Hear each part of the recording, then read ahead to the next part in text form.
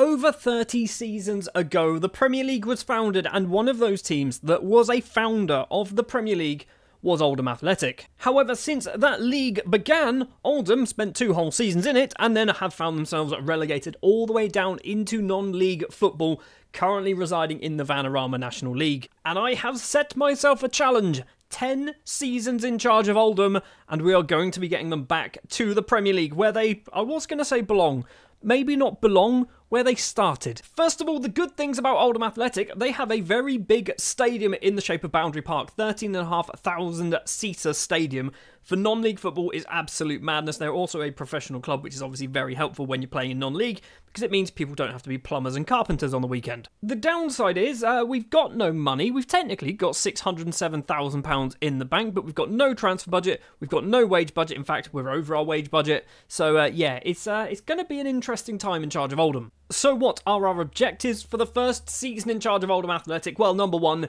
is get ourselves out of the Vanarama National League. Now, I'm not convinced we are necessarily going to do it in the first season, but the board want us to get to playoffs. I want us to get to playoffs. Ideally, we get promoted, but the Vanarama National League is obviously a very difficult one to get out of. As for the cups, I don't care, okay? Obviously, an FA Cup run would be great, especially if we get some into the third round and we get a nice big Premier League side away from home. That would be amazing. However, I can't see us getting too far in this competition right now. And the FA Trophy, I'd love to win it, but nobody cares about this. We have already locked in our tactic, and we are going to play this over the next 10 seasons, because I'm not very good at tactics. So what we've done is we picked up a tactic from GOIR, and I picked up one that I thought was kind of interesting, and not really a standard tactic. So it is a 3-4-1-2, maybe. That's what we're going to call it. It is the Iron Man formation. There is a link in the description below. But this is what we're going to go with, and looking at the players we've got here, we need to do a little bit of investing. We need to bring in some inverted wingers on the right and the left, in particularly on the left, because our best inverted winger, who is at Dickinson, is currently on loan at Hartlepool. We also probably need to get rid of some of the high earners in our squad. We've got 2 players who are on £2,500 a week, and both of them are over the age of 32. Joe Garner, sorry, is 35 years of age. Although he's obviously very good, he's 35 and he's on £2,500 a week. We can use that money better elsewhere. Right, we're now going to jump forward to the 1st of September, where I was going to say the transfer window will be closed, but we're in non-league, so I don't think we technically have a transfer window. But my plan is to get all of our transfer business finished by the 1st of September, so we should have, in theory, a nice full squad by the time we get to that point. Obviously, with money being very tight down in the non-league football area, we have had to do a little bit of transfer business to get some money into the club. Mike Fondop is actually the only player who's left the club on a permanent deal. He has gone over to Cameroon to sign for Canon Yuande, that might be their name. Has he ever played in Cameroon? I feel like he hasn't. He's not. He's gone basically over to Cameroon just to play the last few years of his football. He's gone for actually a little bit of money as well. £6,500, potentially going up to 11.25. We did have to pay £130 to some guy in Cameroon to get him over there, but that's fine. 3 players have joined the club, and we have focused solely on those winger positions realistically. Kyron Wiltshire is the first one, 26-year-old right winger, signed formerly of St Albans, Oxford City, St Neots, Bishop Stortford, Staines. Basically, he's a non-league journeyman, I think is what you'd like to say. Never played in league football. He's already played 4 times for us, getting a goal and an assist. We have reinvested the Fondop money into James Brophy, 29 years of age, left winger, left back as well, if we really need him to be. He has cost us probably too much money, £11,250. Apparently we've had to pay an intermediate fee. I don't know why we've had to do that, but there we are.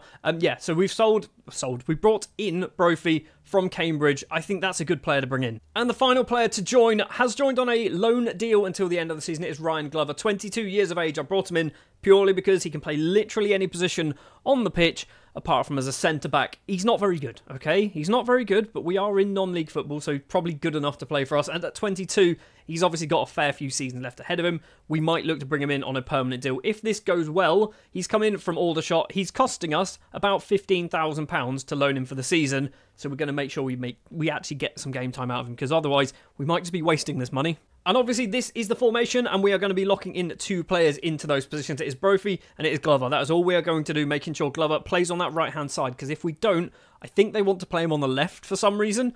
I much prefer him on that right-hand side, and then we've got Brophy who can play on that left-hand side instead, which kind of makes the system work a little bit better. The other player I want to draw your attention to is Andrew Dallas. He is on loan from Barnsley. This was done before I joined the club, but he is on loan from Barnsley, and I think he's going to have a very good season for us. He's already got a goal so far. I think he's probably our best player, if not our best striker anyway, but I think we're going to see big things from Andrew Dallas. Obviously, the season has kicked off as well on the 1st of September. We are 6 games in, 2 wins, 3 draws, 1 defeat to our name. We've beaten Solihull Moors and Halifax, so we've started off all right. I mean, we should probably take a look actually at the season preview. We're expected to finish 3rd. I'd like, if we can finish 3rd, that would be very good. If we can finish 1st or 2nd, that would be even better. Well, without further ado, let's jump forward then. We're going to go to the end of January once again because we don't have transfer windows. I'm going to kind of hope that my transfer business is done by that point. There might be some more that take place between September and the end of January anyway, but obviously, I'll tell you all about them. 2nd of February, and we haven't done any transfer business at all because pretty much we have no money to do any business. We're well over our wage budget. We're just eating into this, what was £600,000. It is now £340,000 in the bank. So yeah, we are slowly but surely getting rid of money, which is not ideal, but we are doing quite well in the league. After 32 games, yes, we are not top of the table. We are 2nd in the table. We are, what is that? 3 plus 5, 8 points. That's what it is behind Chesterfield, who are currently top. But Chesterfield were favourites. Alex Reid is currently the top goal scorer in the league, which is pretty good going. He's also got the best average rating. He's also got the 2nd most assists. We are scoring a lot of goals. You probably spotted there as well in the FA Cup and the FA Trophy. We've been knocked out of both of these competitions. We got to the 2nd round and lost against Reading, which I think was at home as well, if I'm not mistaken. Yeah, it was at home, so we didn't really get much kind of extra money coming in for that, which is not ideal, but there we are. And in the FA Trophy, getting knocked out in the 3rd round by Chesterfield. But Chesterfield, as we know, currently top of the table. When we actually scroll forward, in the 5th round, Curzon Ashton, who are our feeder club, who are in the league below, have managed to get 2 further rounds than us. So we're supporting Curzon Ashton, that's what they're called. Briefly looking at the results, we have had some pretty good wins, but we've also had some pretty bad defeats. So losing 4-0 against Bromley does not look good, does it? But beating Dorking 7-3, beating Hartlepool 4-2, but then also losing to them 2-1, beating Gateshead 5-3, lots and lots of high-scoring games going on. But then obviously we're losing games like Solihull Moors, losing against Hartlepool, losing against Woking, Bromley, things like that. When we don't score, this is going to sound obvious, but when we don't score, we lose. We don't seem to draw too many 0-0, apart from that one against Barnet, which was on TV. Amazing. Right then, let's jump forward to the end of the season. We are doing no changes to our formation or tactics, so it's still sticking with Brophy and Glover on the wings, but that is it. Everyone else, it is up to the assistant manager who he wants to play there, and he's kind of doing a good job. We're up in 2nd. Well, would you look at that? On the 6th of May, we've finished 3rd place in the table, but we have won the playoffs, apparently, beating Bromley 3-1 in the final by the looks of it. So we skipped the 1st round, Bromley beating Fylde, and then Gateshead beating Solihull Moors, and then we beat Gateshead 5-3, Bromley winning 1-0, and then in the final, a 3-1 win against Bromley, giving us promotion back to the Football League. Brophy on a 7.8. Cookson getting an 8.0 in that attacking midfield role. This formation, I think, is pretty good. It's a pretty good formation. I'm going to draw your attention to 5 key performers for us this season. James Brophy being one of them, picking up 12 assists and 5 goals in all competitions. I say all competitions. We didn't do much in the FA Cup or the FA Trophy, but for the money that we paid for Brophy, which seemed steep at the time, I feel like we've got our money's worth out of Brophy. We've got promoted back to the Football League. Similarly, on the other flank, Ryan Glover has done pretty well for us. 15 assists, 4 goals. He is obviously leaving us at the end of the season. I might try and bring him in next season, but I feel like now we've got promoted, we can get better quality players rather than Ryan Glover. The only thing that makes me want to bring him back is the fact that he's only 23, and he's obviously going to hopefully develop a little bit more over the next couple of seasons. But hopefully over the next couple of seasons as well, we'll develop as a team, and we might outgrow him before he's maybe like 27. Now, I called him out at the start of the season as one of our high earners, and he's now just turned 33. I say just, he turned 33 in September, but James Norwood managed to get 14 goals and 3 assists. 12 of those goals were in the Vanarama National League. He was our 3rd top goal scorer of the season. Andrew Dallas as well managed to pick up a lot of goals. I had high hopes for Dallas, and he has certainly done pretty well for us. 26 goals, 9 assists in all competitions. I don't know whether we can try and make this a permanent deal. I'm not even convinced we've got like an option because this was done before we joined the club. So I feel like we might be losing Andrew Dallas, which is kind of annoying. But the man of the hour, the best player that we had, was somebody I wasn't really convinced was going to do it particularly well for us, and that is Alex Reed. 30 goals, 12 assists. That is 42 goal contributions in 40 and a bit games, because he's come off the bench once apparently. 3 goals in the FA Cup and an assist, 27 in the league. Top goal scorer in the league as well. He's not top goal scorer, he's second. Harry Cardwell got 28. How dare you, Harry? I thought while we're here, we'd just do a quick check on Curzon Ashton. They got knocked out in the 5th round by Eastbourne Borough. It was eventually won by no one. It's not been played yet. Fair enough. Well, Season 1 is out of the way then with our Oldham side, and we've already ticked off one of the promotions that we need to do. We now need to get from League 2 to League 1, League 1 to the Championship, and then the Championship to the Premier League. So just 3 more promotions over 9 seasons, and we'll be back where we want to be with this Oldham Athletics side. Next season, we just need to survive. We genuinely just need to survive. If we look at the squad, we've got a lot of people whose contracts will be expiring. Obviously, we've got some loan deals, but some other players as well. Financially, we're in kind of a better position. We've got a bigger wage budget, which is always handy, but bigger wage budget, higher league means we have to spend more money on better players to keep us in those leagues. So it's going to be a summer recruitment session where we're going to hopefully bring in a lot of new faces that are hopefully going to get this Oldham side to be better. And then maybe we can look to... We just need to survive. We just need to survive. So we are back in League Football with Oldham Athletic. Obviously, in League 2, as we have not kicked off yet, we are down the wrong end of the table. Before we've done a huge amount of business, we have done some business. You can see some names there. We are predicted to finish 19th place, which, in all honesty, I'd probably take that because there are some very good teams in League 2. Wigan being one of them. They're obviously the favourites to go up as they've just been relegated from League 1. We've also got a huge sum of money, which I'm going to assume is probably coming in from sort of bonuses and various things like that because we have been promoted to League 2. In fact, we can actually check, can't we? So this season, we have picked up season tickets, £1.4 million from season tickets. That's a lot. That's a huge amount of money. So transfer business, we've got rid of 2 players. Matthew Hudson is the first one to leave the club. The 25-year-old goalkeeper has signed for Leicester. He has fallen upwards constantly. He's played a total of 17 times. I don't know how this has happened, but he's managed to make his way all the way to Championship side Leicester for £16,750, potentially going up to £20,000. I can only assume he's English, and that's why they've done it. I don't know why they'd want him. Also, Alfie Atherton has left the club, signing for FC United of Manchester. Joining the club then in order of when we signed them, because the first couple, probably we shouldn't have signed them. Ali Crawford is the first one, signed formerly of Greenock Morton, St Johnstone and Bolton are kind of some of the big teams. He's also played quite a lot for Doncaster by the looks of it. 32 years of age, attacking midfielder, brought in on a free transfer. I'm not convinced this was a good idea because we've got some better players who've turned up later on. Similar situation is Shiloh Remy, 23 years of age, attacking midfielder and winger, joined on a free transfer from Dagenham and Redbridge. Dion Donoghue is next up, 30-year-old Welsh central midfielder and maybe left midfielder as well, which is kind of why we brought him in. Again, signing on a free transfer from Carnarvon? Might be what they're called. Fraser Blake Tracy is next up, former Swindon defender, once again on a free transfer, centre-back and left-back. Keenan Forson in the centre of midfield, signed from West Ham on a free transfer. I've got high hopes for Forson. Not necessarily convinced he's going to be playing a lot this season, but at 22 years of age, 23 in a couple of months' time, he's still hopefully going to be good enough in a couple of years' time to maybe try and turn him into a better footballer. We might have ourselves a new number 1 goalkeeper in the shape of Nick Tzanev, might be his name, a New Zealand international signed from AFC Wimbledon, formerly of Sutton, Potters Bar, Lewis, and a bit of Brentford, which he never actually played for them, but a free transfer and a goalkeeper of this quality, I'm pretty happy with this. Aidan Barlow has joined from Eastleigh, my hometown team, Eastleigh, and he's coming on a free transfer, formerly of Man United.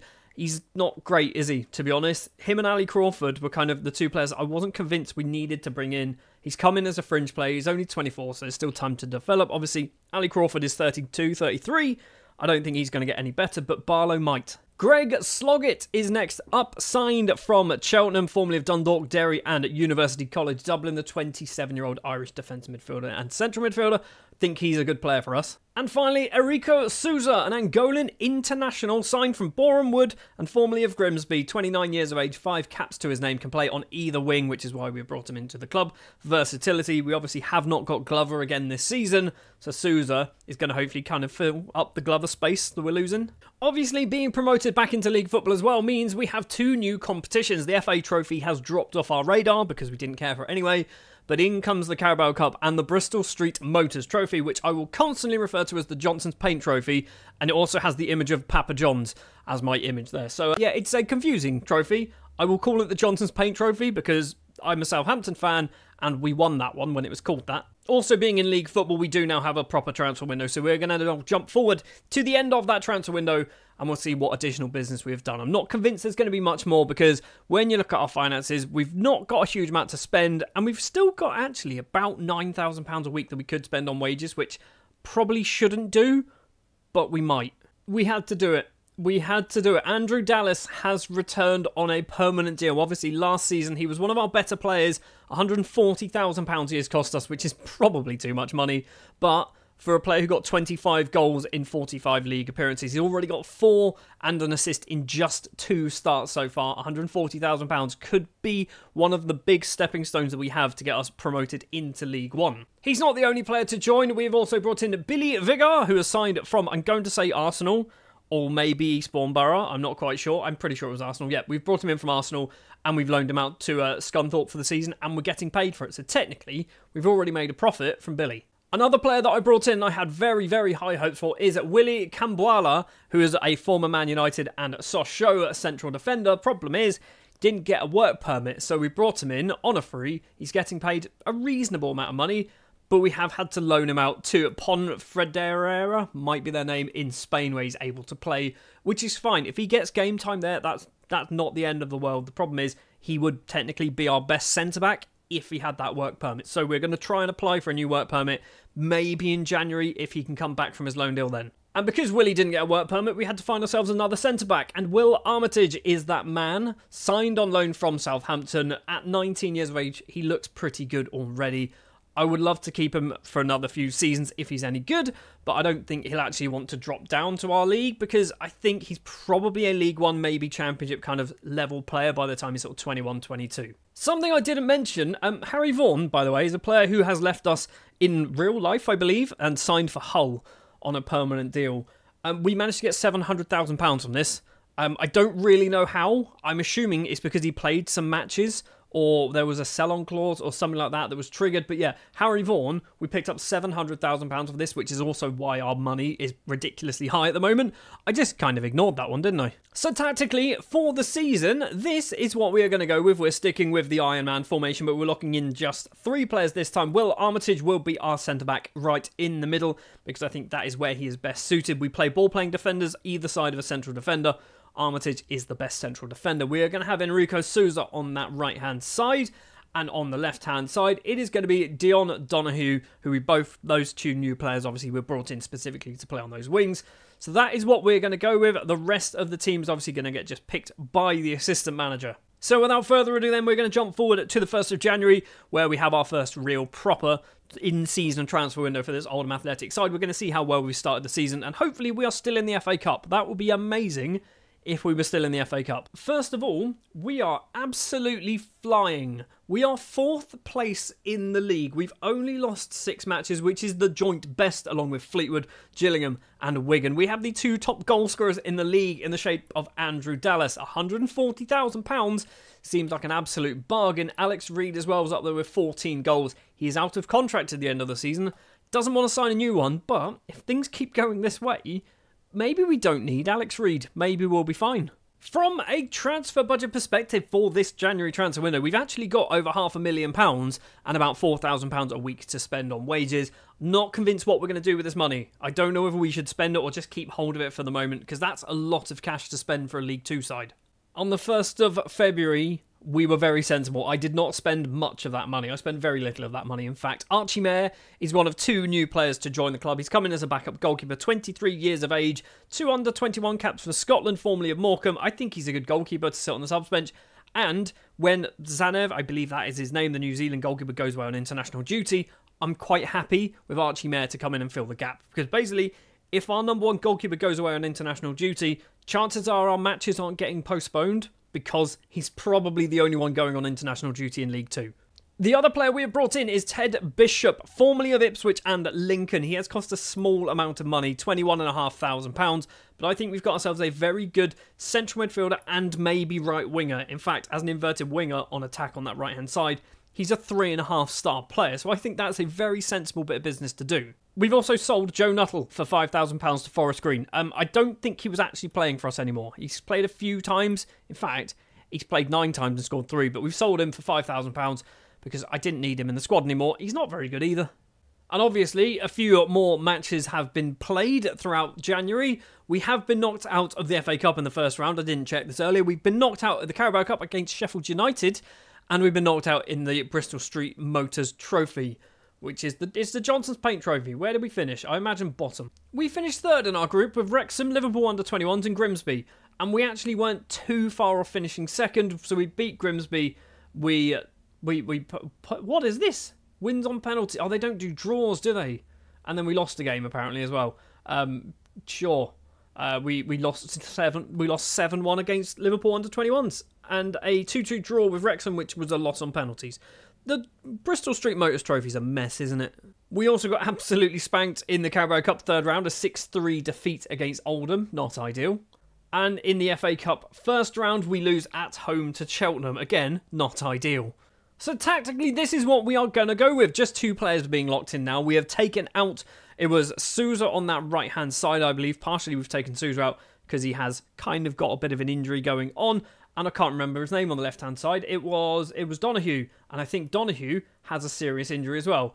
Tendinitis, it's not that serious. But yeah, we are not locking in either of those. So let's just remove you. It is going to be Teddy Bishop on that right-hand side. And he's actually going to be pretty good there, I think. And obviously we're sticking with Will Armitage in that defensive role. I would love to bring him in on a permanent deal. I genuinely want to bring him in on a permanent deal, but I just don't think it's going to happen. And obviously in the run into the end of the season, we've still got to keep an eye on Andrew Dallas. He is doing very well at the moment. 25 goals in all competitions, 20 in the league, meaning we are currently sat at third place. We have climbed up slightly, but we are now in the automatic promotion spots. Could we get a double promotion in 2 seasons from the Vanarama National to League One in 2 seasons? We could be doing a Wrexham. We have just done a Wrexham. We've finished second. How have we finished second in League 2? We are admittedly 9 points off of Wigan, who are the champions, but we are 2 points clear of Gillingham. Colchester, I believe, must have went up through the playoffs. Yes, they did. So getting out of League 2 is arguably relatively easy because there are 4 teams that go up, 3 of them automatically, and 1 goes up through the playoffs. So 2 promotions in 2 seasons. 5 players that we're going to take a look at there. Nick Zanev is the first one. The 28-year-old New Zealand goalkeeper has kept 12 clean sheets in the league. No doubt he is a big part of us actually getting promoted. 12 clean sheets out of 44. That is 1 in 4 games he's keeping a clean sheet. That's very, very good. Yes, he has conceded 58, but that's fine. Eric Sousa as well, obviously a player who kind of got usurped from his position once Ted Bishop joined in January, but he still managed to pick up 16 assists in all competitions, and I think he probably would have just got shifted over to the left-hand side and played on the right when Ted Bishop was probably injured. Fair enough. Aidan Barlow, who we signed from Eastleigh, who I wasn't convinced was going to be particularly useful, he was going to be more of a rotation player, actually has proved me very, very wrong. 10 assists, 15 goals in all competitions, 13 goals in the league from that attacker midfield position. He's been a very good signing on a free transfer. He's only on £1,100 a week, and he's only a fringe player. I think we've done well with that one. Alex Reid as well has had another cracking season, 23 goals, 21 of them in the league. He is out of contract in 1 month. I'm not sure we can even give him a new contract. I don't think he wants to talk to us. No, Alex Reid does not want to talk to us, so he's going to be leaving. And then Andrew Dallas is our top goal scorer with 30 goals, 25 of them in the league. Also gets 8 assists as well. £140,000 and a loan deal from last season. He's got 50 goals in 2 seasons in the league. I think that was very good. That was very good spending by me. Like, in fact, ridiculously good spending by me. So next season, I think we've already got our budgets come through. We've got £620,000 to spend in our transfer budget. We've got nearly £90,000 a week of our wage budget. And we are losing about £13,000 worth of players who are going to be leaving the club, loan deals and contracts expiring as well. So next season, into League One, I'm going to say it again, our objective is to survive, which means I expect to see come the end of episode 3 in season 3, we're finishing second place in League One and being promoted to the Championship the way we're going. Last season with our Oldham side, we managed to finish second place in League 2, securing ourselves back-to-back promotions, and now we find ourselves in League 1, where on the 1st of July, we are predicted to finish bottom of the table. We have, however, done some transfer business already to hopefully mean that we don't finish on the bottom. I'd love to get a third promotion. I don't think it's going to happen. First up, very quickly, a whole bunch of players have left the club on free transfers. The big name there being Alex Reed, 29 years of age, played basically every game of football for us the last couple of years, scoring loads and loads of goals. And yeah, he just did not want to sign a new contract, so he's gone. And I'm kind of okay with it, because it means we can reinvest his money and buy someone better. And so far, with the transfer window just being open and the contracts expiring and things like that, we have brought in 4 players. Brendan Galloway is first up, 29-year-old Zimbabwean international, formerly of Everton. That's where I remember him from, but he's actually played for Luton and Plymouth as well between his time in Everton, which he actually never really played. I mean, he played 15 times back then, and then just never played ever again for them. Fair enough. And then, yeah, we brought him in on a free transfer. Yes, he's technically a left-back and we don't play them, but he's good enough to play as a centre-back. Probably not good enough for this league, but I think Season 3 is a season of building, because the 2 promotions that we had probably might have kind of caused some problems, because we're not good enough for this league right now.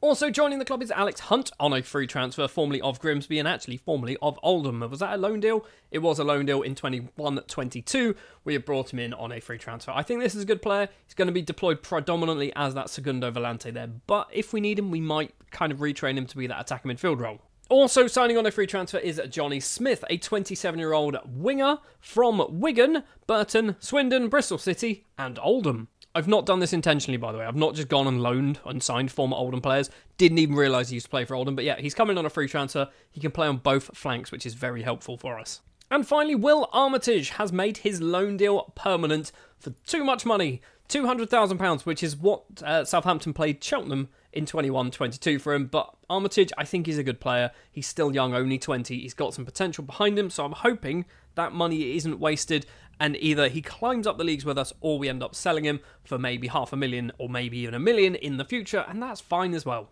Also, this man's gone on loan. But that is the transfer business so far. Obviously, being in the Football League, we do have a transfer window, and we've got just under $500,000 to spend, but a fairly hefty wage budget. And I think we are going to need to try and use some of that wage budget because I don't think our squad's good enough right now. On the 1st of September then, the window has closed and a bit more business, mainly joining the club. Only one player leaving. Benny Cuoto has signed for Lusitania Lourosa in Portugal. Is he from Portugal? He was born in Portugal, but he's also part English. Okay, fair enough. Yeah, he's left for, I should know this, £74,000. Joining the club then, the first of 5 players is James Hilson, 24-year-old goalkeeper signed on a free transfer. He's played 8 times for Reading in his entire career, and now he's played 5 times for us and conceded 9. Nathan Young-Coombs is next up, a free transfer formerly of Stoke and Brentford and AFC Wimbledon, and Rangers and Chelsea apparently joining on a free, like I mentioned. He's going to come in, probably get a lot of game time, I think, as a striker, but right now, currently injured. Another striker to join is Kelvin, and we're not going to try and pronounce his last name because I can't do it. Signed from Reading on a free transfer. He's good. I had him in my Reading save at the start of FM24, and he was a very good player for us. So Kelvin has come to us. I'm not convinced he's going to get a lot of football, but he's going to hopefully get some game time. 24-year-old Swedish winger and striker Julian Larsson has joined from Nottingham Forest on a free transfer, and I'm going to retrain him to be a left midfielder. That is right. We brought him in intentionally to retrain him. He's already kind of started training there, you can see at the moment. So hopefully he can kind of get good enough to play that role. I'm going to have to force play Julian because otherwise he's not going to play at all for us because I don't think he's good enough to be a striker. And finally, Jimmy Turunainen has joined, formerly of Chelsea. He's a good signing. I think Jimmy's a very good signing for us. The worry with Jimmy is I think he's too good for us and he's probably not going to stick around for too long and somebody might end up kind of nicking him, coming in from him. He's got a 3-year deal, so if we do sell him for maybe like $700,000, which is his top end budget at the moment, I guess we kind of have to accept it. And that is it. There's been a whole bunch of loan deals going on, but most of these are actually youth players who kind of need to get a bit of game time. The only one, arguably, who isn't is Billy Vigor, who we brought in from, I want to say Arsenal, or maybe even Derby, or Eastbourne Borough, not quite sure. But yeah, he's come in and gone out on loan to Accrington, went to Scunthorpe last year.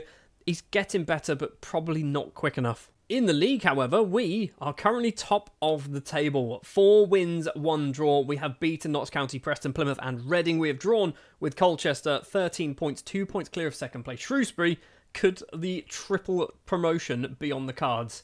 Or has that just kind of been a little bit lucky at the start of the season? Some players to draw your eyes to. Willy Cambuala. Yes, he's got a work permit. He spent last season out on loan at Ponferrada, and now he has returned with a work permit, so he's able to play for us. He's got 3 years on his contract, so hopefully we can keep him for a couple of years, then sell him on, or maybe in a couple of years' time. We're in the Premier League. I doubt it, but maybe we are. But yeah, Willy is here, and he's able to play. Andrew Dallas as well, I think, is going to be a key player for us this season. He's already scored 8 goals in 7 starts in all competitions. 26 years of age now. He is, I'm saying he's getting on. He's not getting on at all, but I'm starting to think this is as good as he's going to get, so we might need to consider maybe bringing somebody new in the future. But right now, he should be able to do a job for us for at least 1 more year. And finally, I want to take a look at Ted Bishop. Obviously, we brought him in last season to play on that right-hand side. I'm thinking he's going to get another year playing there, although he can kind of play in that deeper role in midfield. He can play on the right-hand side. So hopefully, I'm expecting some good things from Teddy Bishop this year. He's already got goals so far in the Carabao Cup. Not doing so hot at the moment in the league. Probably want to have a look, maybe see what we can do about that. I have no idea what we can do about that, but there we are. When it comes to formation, then we're sticking with the Iron Man formation, and we are locking in 3 players. We are sticking Will Armitage as that central defender in the middle at the back, because that is his most natural role. Can't really play as a ball player, although technically he's 3-star in both, but I want him in the middle. Larson on the left-hand side, as we know, and Turunainen as that attacking midfielder. Everyone else, like we always say, can just basically be picked by the assistant manager, and hopefully how we've kicked off this season is how we continue this season. We have been knocked out of the Carabao Cup, by the way. Bristol Street Motors Trophy, FA Cup. Yep, sure. 3rd round will be nice. And Bristol Street Motors Trophy. Does anyone care about it? Well, on the 1st of January, then, we have dropped all the way down to 9th place in the table. We have had a little bit of a roller coaster. When you look at our positions, we dropped all the way down to 19th place. And we've started to claw our way back up. And now we've just kind of sat in the middle of the table in 9th place, which arguably, right now, I think I'd probably take. If we finish 9th place in the table, that's probably okay. And at what is essentially the halfway point in the season, Andrew Dallas has 19 goals in all competitions. He's doing alright. He's still doing well for us this season. Maybe we can squeeze another year out of him. Someone else who's doing very good is Nathan Young-Coombs. Obviously, the new signing over the summer, has got 15 in all competitions, also 5 assists to his name. And Ted Bishop on the right-hand side. Yes, he's not really banging in the goals, only 2 of them, but 10 assists is very, very good. So, as it is January, obviously the window is open. We've got $500,000 in the bank to spend. We've got about £2,000 a week of wages that we could also use.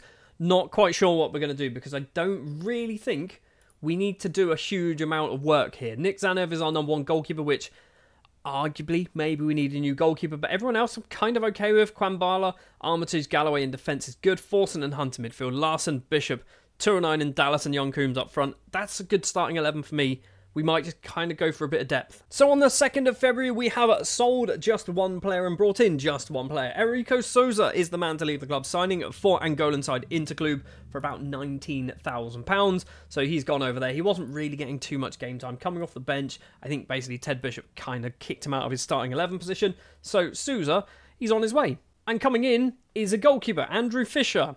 I'm not sure he's good enough to be our #1, but apparently he's the #1 goalkeeper. He is as good as our #1. In fact, he's better than Nick Zanev, much better than James Hilson. So Fisher has come in formerly of Swansea. He has cost a bit of money, £61,000. But I'm hoping we've got ourselves a decent goalkeeper now that we can actually maybe try and keep some clean sheets. Because we're still 9th place in the table. We are just off of the playoffs, but the problem we have is if we actually show you this and we can see 9th place, we have conceded 67 goals. We leak goals. We are, in fact, the worst team when it comes to conceding goals, but we are also the 2nd best team for scoring goals. So we let in a lot, but we score a lot as well. What I'm trying to say is if we can stop conceding goals, we'll be flying up this league table and we'll actually probably be crowned champions come mid-March. Speaking of being crowned champions, yeah, we're not champions of the FA Cup, Carabao Cup or the Bristol Street Motors Trophy because we've been knocked out in every single one of them. Fleetwood Town, Barnsley, and then just in the group stages, I assume, we had Lincoln, Man United under-21s and Blackburn. I'd like to point out, I don't think I kind of mentioned this, but in League One, there are some ridiculously good sides. Watford are in League One, Reading are in League One, which we know are in League One anyway. Blackburn are in League One. This is a very tough group of teams right now. And the fact that we're kind of up there in the right end of the table, I'm okay with. Sheffield Wednesday also are a good side. Wigan, I'd say, are probably a good side as well. Wrexham, I imagine, are a good team. This is not an easy league. Right, let's jump forward then to the end of the season and see where we finish. If we can finish in the playoffs, that will be excellent. I imagine, though, we're probably going to finish about mid-table. Yep, we finished 9th. We conceded 100 goals. We scored 106, but conceded 100 goals. And we didn't move. We dropped down to 10th a couple of times, but we stayed in 9th place, which I'm fine with. Staying in the league is kind of the objective, I think, for this season. Blackburn, Lincoln, and Charlton are the 3 teams to get promoted. Who is joining us, though, from the Championship? Do we even know? We do know. It is QPR, Blackpool, and Millwall. Arguably, that's okay. We haven't got any massive teams there. QPR, I imagine, will be pretty tough, but Blackpool, Millwall, Millwall probably pretty tough as well. Sorting the squad by goals, and we've got a lot of goal scorers, which makes sense. We scored 106 in the league. So we've got Forson scored 10 and 11 assists from central midfield, playing as a Segundo Volante is what his role would have been. That's actually very good. Aidan Barlow would have been the backup attacking midfielder. Yep, come off the bench 26 times, scoring 7 in the league, 11 in all competitions. Jimmy, the starting attacking midfielder, with 12 goals and 15 assists. That's a lot of assists for Jimmy. Kelvin getting a lot of goals as well. A lot more than I arguably think he should have got. 18 goals, 10 assists in all competitions. Young Coombs getting 20 goals and 7 assists in all competitions. And then Andrew Dallas getting 21 and 8 in all competitions. So we're scoring goals. We're scoring goals. If we scroll over and see my gigantic average rating kind of tab here, sort by average rating, and we'll just see the worst performers. It's a goalkeeper. Anyone else play a lot of games? A centre-back, a goalkeeper, attacker midfielder. So our worst performers is our goalkeeper and Will Armitage. Maybe Will Armitage probably shouldn't have been playing. Maybe I shouldn't have locked him in, but there we are. So we finish the season then in 9th place in the table. Next year we go again in League One. We need to try and move ourselves up towards the playoffs. I think that needs to be our objective. We've got no money. That could be a problem. Last season with our Oldham Athletic side, we finished 9th place in League One, just a few points off of the playoffs, which means this year, my objectives is to get in the playoffs. I'm not convinced we can go up in the top 2, but if we can get in the playoffs, maybe go up through the playoffs, that'll be pretty good. In addition to the league, obviously 3 competitions taking place. We've got the FA Cup, the Carabao Cup, and the Bristol Street Motors Trophy. I don't care for any of them, and looking like the board don't care either. They do want us to get out of the group stages, though, in the Bristol Street Motors Trophy. I honestly couldn't care less. On the 1st of July, we have obviously had the transfer window open. Some contracts have expired. New players have joined the club. Some big names leaving for us. The biggest one, I think, is Nick Zanev, who has been our #1 goalkeeper for the last 2 seasons. I mean, last year kind of did eventually lose his place in January, but Zanev has left the club. Tom Conlon's actually played a fair amount of football for us as well last year, but he's also moved on. As has James Brophy, and this one is because he just wasn't very good last year. In fact, he didn't play last year at all. His contract's expired and we've moved him on. Another player to leave the club on a permanent deal is Greg Sloggett. He's left. He's gone to Sligo Rovers. Once again, this one was a free transfer, but we were never going to play him anymore. Joining the club then, we have gone to Premier League and big sides and looked at their youth players who they have released and picked up 4 players so far. Ollie Harrison is the first one. English central midfielder signed from Chelsea on a free transfer. Was formerly at Newcastle as well. He's definitely one for the future. Might get a bit of game time this year. Ashley Rogers as well is another player formerly of Chelsea, brought in once again on a free transfer. He's a left back by trade but can play as a centre back. I'm not convinced Rogers is going to get a lot of first team football just yet, but at 18 he's got some potential and time to grow. We might loan him out. We've also brought in a potential new #1 goalkeeper, although I don't think he's quite there yet. Samuel Archer, 19 years of age, English goalkeeper, formerly of Tottenham, has made his Tottenham debut and conceded 3. I think he's part South African. He is part South African as well. So Samuel Archer is in. I've got big expectations for Archer.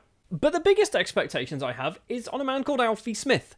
From Sheffield United, a new gen has been signed on a free transfer, is released from his contract, and I think he's probably good enough to go into our first team right now. He is wanted, which is probably loan deals, isn't it? Yeah, Bradford, Cheltenham, Gateshead, Stockport, Chester, so maybe we look at loaning him out for a year, although I think he's probably good enough to play for us right now. Although when we compare him against some of our other players that we do have in the squad, Young Coombs and Kelvin are better. Larson technically is better, although he's a left midfielder, isn't he? And Dallas is as good.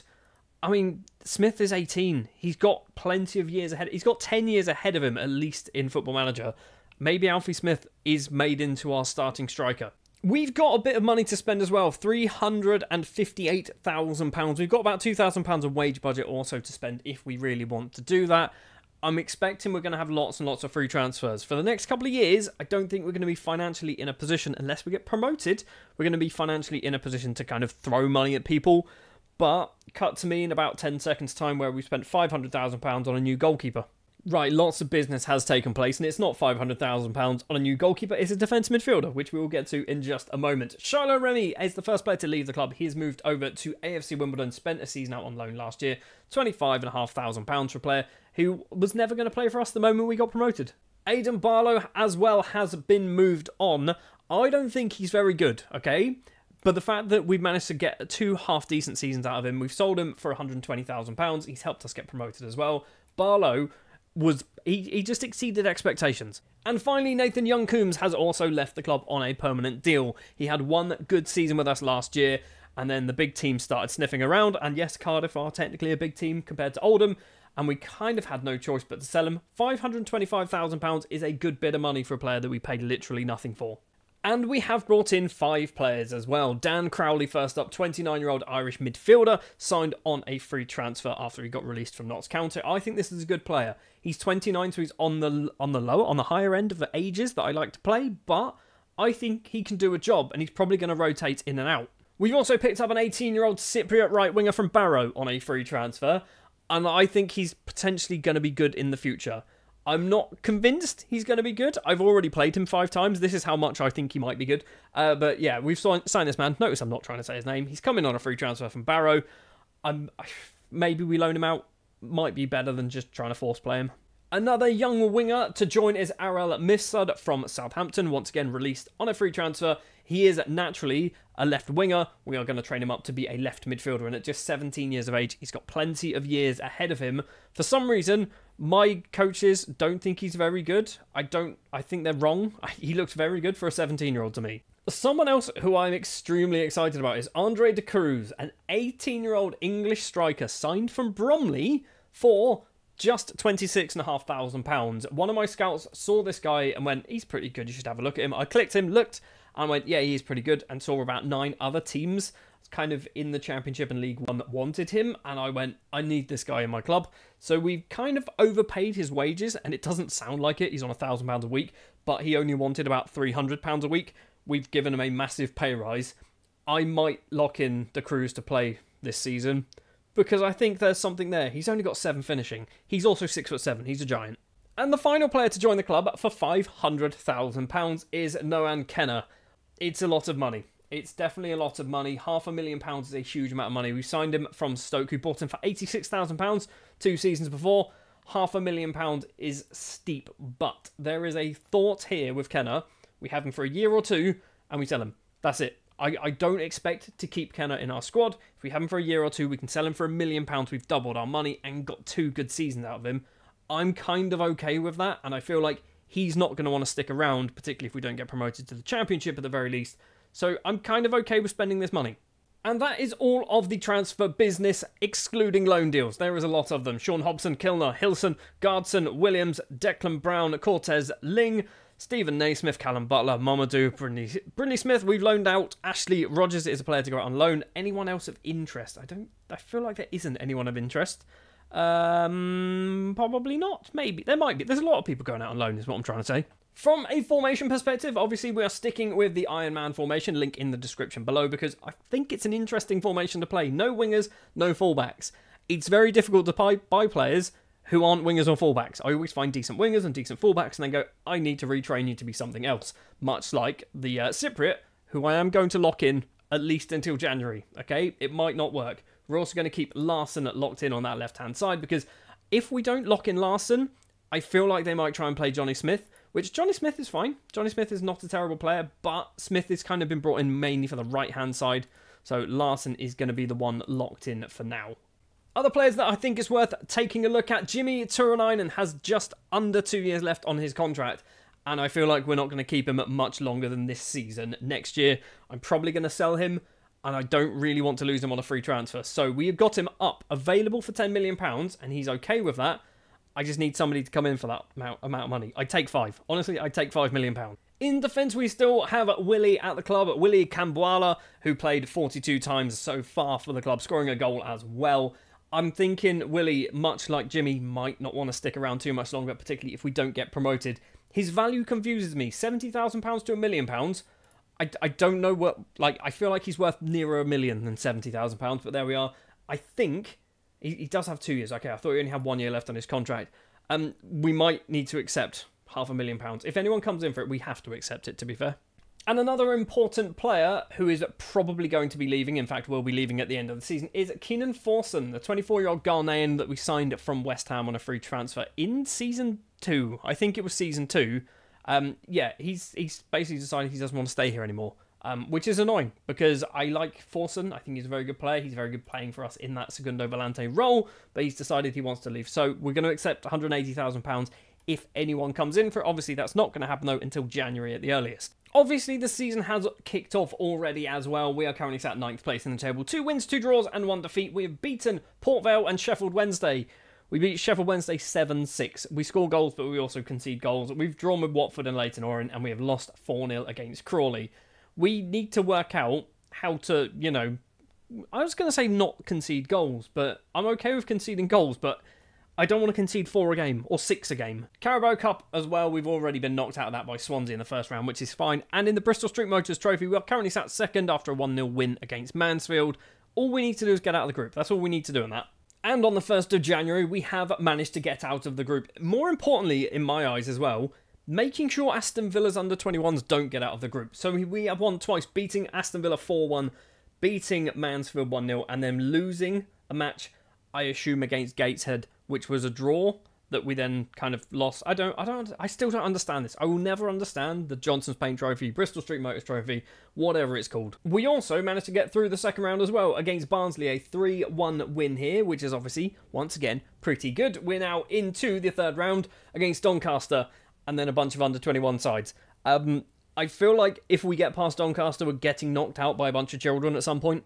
But then I look at my club and my squad and think, we were also a bunch of children, so maybe it's not too bad. From a league perspective, it's not good. It's certainly not going well. We've dropped down to 17th place. After 25 games, we've only got 8 wins, so only 6 more wins after the first 5 matches. That's not good. 6 wins in 20 games. We've drawn 6. We have lost 11, I imagine. I don't quite know, but I imagine we are one of the worst when it comes to goals conceded. 58. It's worse by 1, but we're also joint second, when it comes to goals scored. In January, we've obviously got the transfer window open. We are £1 million in debt as a club, but as a transfer window, we do have £100,000 to spend. I don't think we're going to do much. We did one transfer that I always seem to do on this year's Football Manager, and it's because I'm determined to make him good, and it's never going to work. Dynel Sameo has signed on a free transfer after his release from Southampton. Yeah, I say Southampton. I think it was actually Filed. Yeah, he went to Filed, and then we brought him in, and he's played a couple. I know there's potential. This is the thing that I kind of hate about Football Manager, but I know he has a reasonably high potential. It's like 140 kind of max, but if he gets that, that's very good. The problem is, he's not good enough now to play games. With that in mind, I might lock him in. Although, looking at how well he has played, so I've locked him in basically for the entirety of January since he joined the club. He got sent off on his debut, and a 6-3 and a 6-4. I mean, a 6-9 is pretty good against Plymouth, but maybe we don't lock him in. Okay, maybe he's had 6 games playing for us. He's got an average rating of a 6.47. Maybe he's not very good at football. So with that in mind, we're just locking in Larson. Yeah, we've got rid of what's his name? I've already forgotten his name. Crystal, that's his name. He's not been locked in anymore. He's not done awful. He's got a 6.55 average rating in the league, which is not great. He scored a goal, which is obviously quite handy, but he's not working out. Right now, he's not working out, so he's dropped down. In fact, he's loan listed, so if somebody wanted him on loan, they can have him till the end of the season, get some game time. One good bit of news, however, Andre de Cruz, who we signed from Bromley, is our third top goal scorer with 12 goals so far in all competitions. He's started 19 games. I've not locked him in at all, so my assistant manager is quite happy with de Cruz. He kind of gets 2 games here, then a game off, then a game off, then 2 games, then a game off. He's got a lovely little pattern going on, actually. That's quite nice. Our second top goal scorer is Kelvin at the moment with 14 goals. He's out of contract at the end of the season, by the way, and he does not necessarily want to sign a new one, which I'm kind of okay with. And our top goal scorer is Andrew Dallas, who is also out of contract at the end of the season. I think we might need to extend this. I think we might need to extend it for another year or two. He's 29. He's still very good. He's still scoring the goals, but he's not as good as arguably I'd like him to be. But if we've got Dallas and De Cruz up front for another year, that's okay. Someone who, by the way, is actually playing ridiculous is Larson. I've just seen he's got 18 assists in all competitions. Quite a few of them in the FA Cup. 5 and a goal in just 3 FA Cup games. He's got 4 assists in the Bristol Street Motors. 9 assists in League One as well. So he's doing quite good, which is nice to see. And Dan Crowley as well, despite the fact he now has a hip injury, does also have 11 assists in the league. Not in the league, in all competitions. Only 5 in the league. That's not great, but that injury, I imagine, he's been out for a while with that. Since Boxing Day. He got injured on Boxing Day. In other news as well, in the Bristol Street Motors Trophy, we did manage to just breeze past Doncaster, a 3-0 win there, which then puts us into, I believe, the quarter-final, which was against Plymouth, which we managed to win that as well, 2-1, which puts us into the semi-final, where we have Carlisle from League 2. We might actually be in the Bristol Street Motors Trophy final. We're probably playing Liverpool if we get there. So, with that in mind then, let's jump to the end of the season. I can't imagine we are going up this year, but if we can win the Bristol Street Motors Trophy, that will be quite nice. At least it's a trophy in the cabinet. Fully aware, the last 3 seasons or 4 seasons, I've basically said I don't care for that competition. Now we have a chance of winning it. That's all I want to do. So on the 1st of June then, we've kind of had a bit of retribution when it comes to league form. We have moved up to 10th place. 19 wins, 13 draws, 14 defeats. We kind of just clawed it back towards the end of the season. That is the highest place we have been since when? There. End of October. We have not been higher than 11th place until then, which is just madness. Fair enough. In the Bristol Street Motors Trophy final, however, we take Liverpool all the way to extra time after a 3-3 draw. Goals for us came from, I believe, De Cruz. I'm not even sure who scored, but De Cruz is in on goal here and easily tucks it underneath the Liverpool goalkeeper. On the 37th minute, we finally take the lead. At this point, it is 1-1. Smith down the right-hand side plays it into the middle, onto the ground for De Cruz to get his second and our second of the game. And then, as we are about to enter the half-time break, we make it 3-1, surely securing ourselves a trophy. Smith with the goal here, but unfortunately in the second half, Liverpool did have a bit of a resurgence. And that took us all the way to penalties, where we eventually win on penalties. I'm pretty sure every single player from our team took a penalty at this point. We can jump right the way to the end to see the final penalty, which was taken by Hunt, who was the first penalty taker as well. And he tucks the ball away. I don't think that was actually... Was that the winning penalty? Was that actually the... It was, because Gordon missed. So does that mean Fisher? Fisher scored a penalty. Andrew Fisher scored a penalty to win a trophy. That's pretty good. So yeah, ultimately, from a league perspective, not ideal, but still kind of working our way up the table, which is good.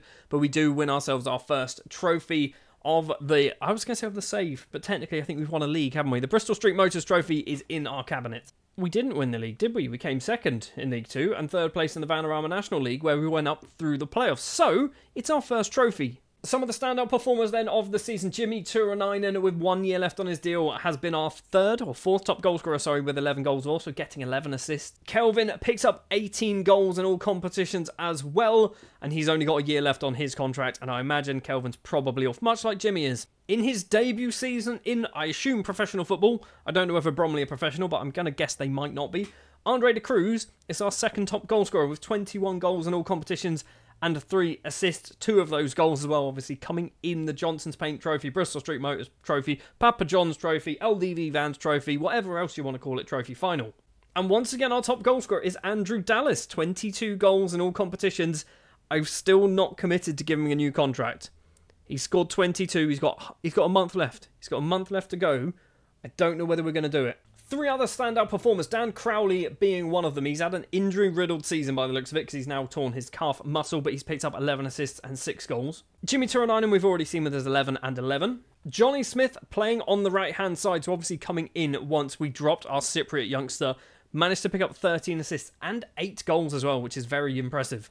But the top assister, by a ridiculous distance, is Julian Larsson. 24 assists, 6 goals as well in all competitions. He has certainly helped in providing some of those ridiculous amounts of goals that we've scored. If we have a look as well, sort by appearances, Larsson and Fisher have played every single game. Armitage has actually played 46 games. That's a lot of games for a centre-back to play. Noah Kenner, for £500,000, he's done all right. He's done all right. Nearly a 7 rating in the league. 7 goals in the league, 7 assists in the league, 3 goals as well. That's pretty good from a Segundo Volante position.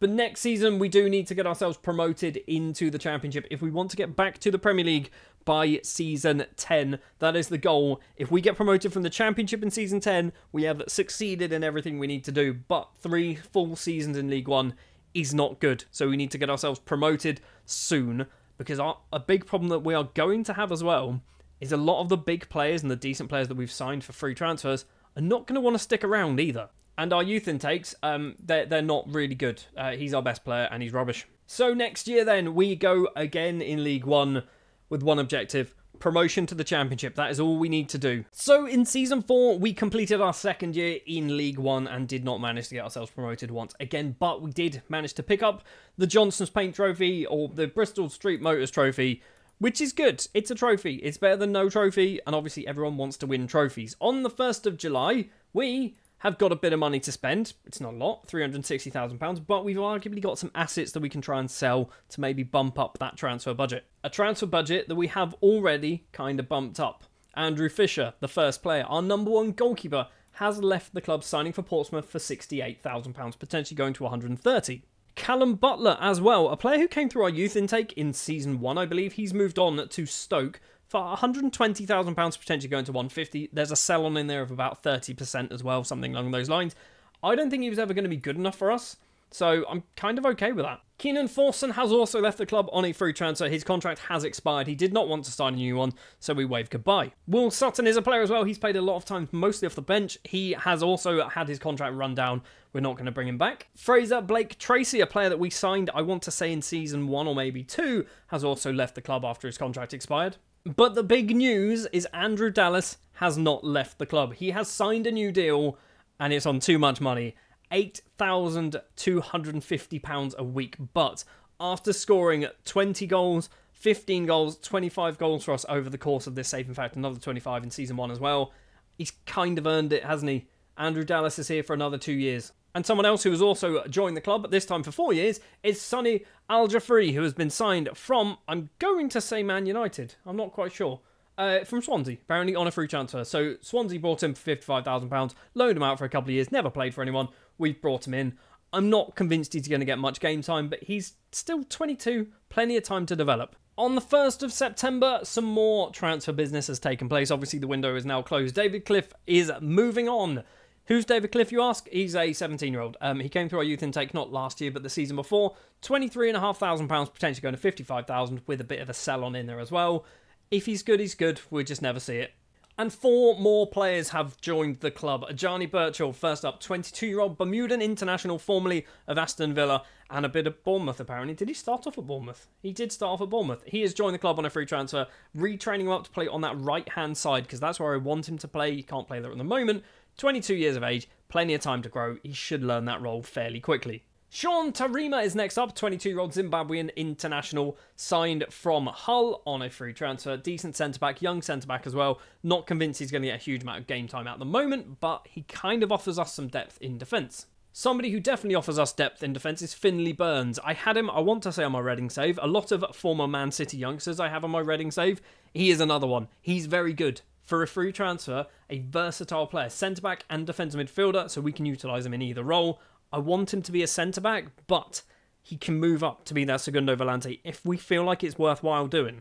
And finally, we've gone over to Saudi Arabia to sign Omar Al-Matari, who's a 19-year-old Saudi Arabian goalkeeper, for £35,000. He's been brought in purely because we kind of need a goalkeeper. I don't know if you realised, in July, we might have sold our #1 keeper, so we needed another one. Omar Al-Matari might be that man. Other transfer business that's probably worth mentioning, Errol Mifsud, who we signed from Southampton, he's gone out on loan to Altrincham for the season. I don't think there's a huge amount of big name players leaving on loan deals. pretty much everyone you kind of expect. I say you'd expect. You probably don't know who half of these players are because they're never playing for us. Andreas, you know, because we played him a bit last year. Yeah, he's also gone on loan to Gillingham. Getting some game time is going to be helpful. And from a squad perspective, sticking with the Iron Man, 2 players being locked in, 2 new signings. Al-Matari will be our number 1 goalkeeper. It will also probably be a mistake to do that. And Ashley Rogers as well. I say new signings. He joined last year, didn't he? Ashley Rogers is going to be playing as our centre-back because he should be getting some game time. Last year, he didn't really play at all for us, so we're going to get him some game time this year.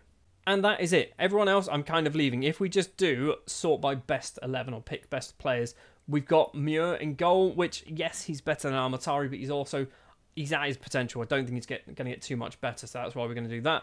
Armitage, Kwambala and Burns will be our back 3 if we don't lock in Rogers, which is why we're locking in Rogers. Up front, De Cruz and Dallas, I like. Jimmy as the attack midfielder is very good. Larson, Kenner, Hunt and Smith, I'm kind of okay with that as well. Although, with Smith, I'd kind of want that to be Birchall.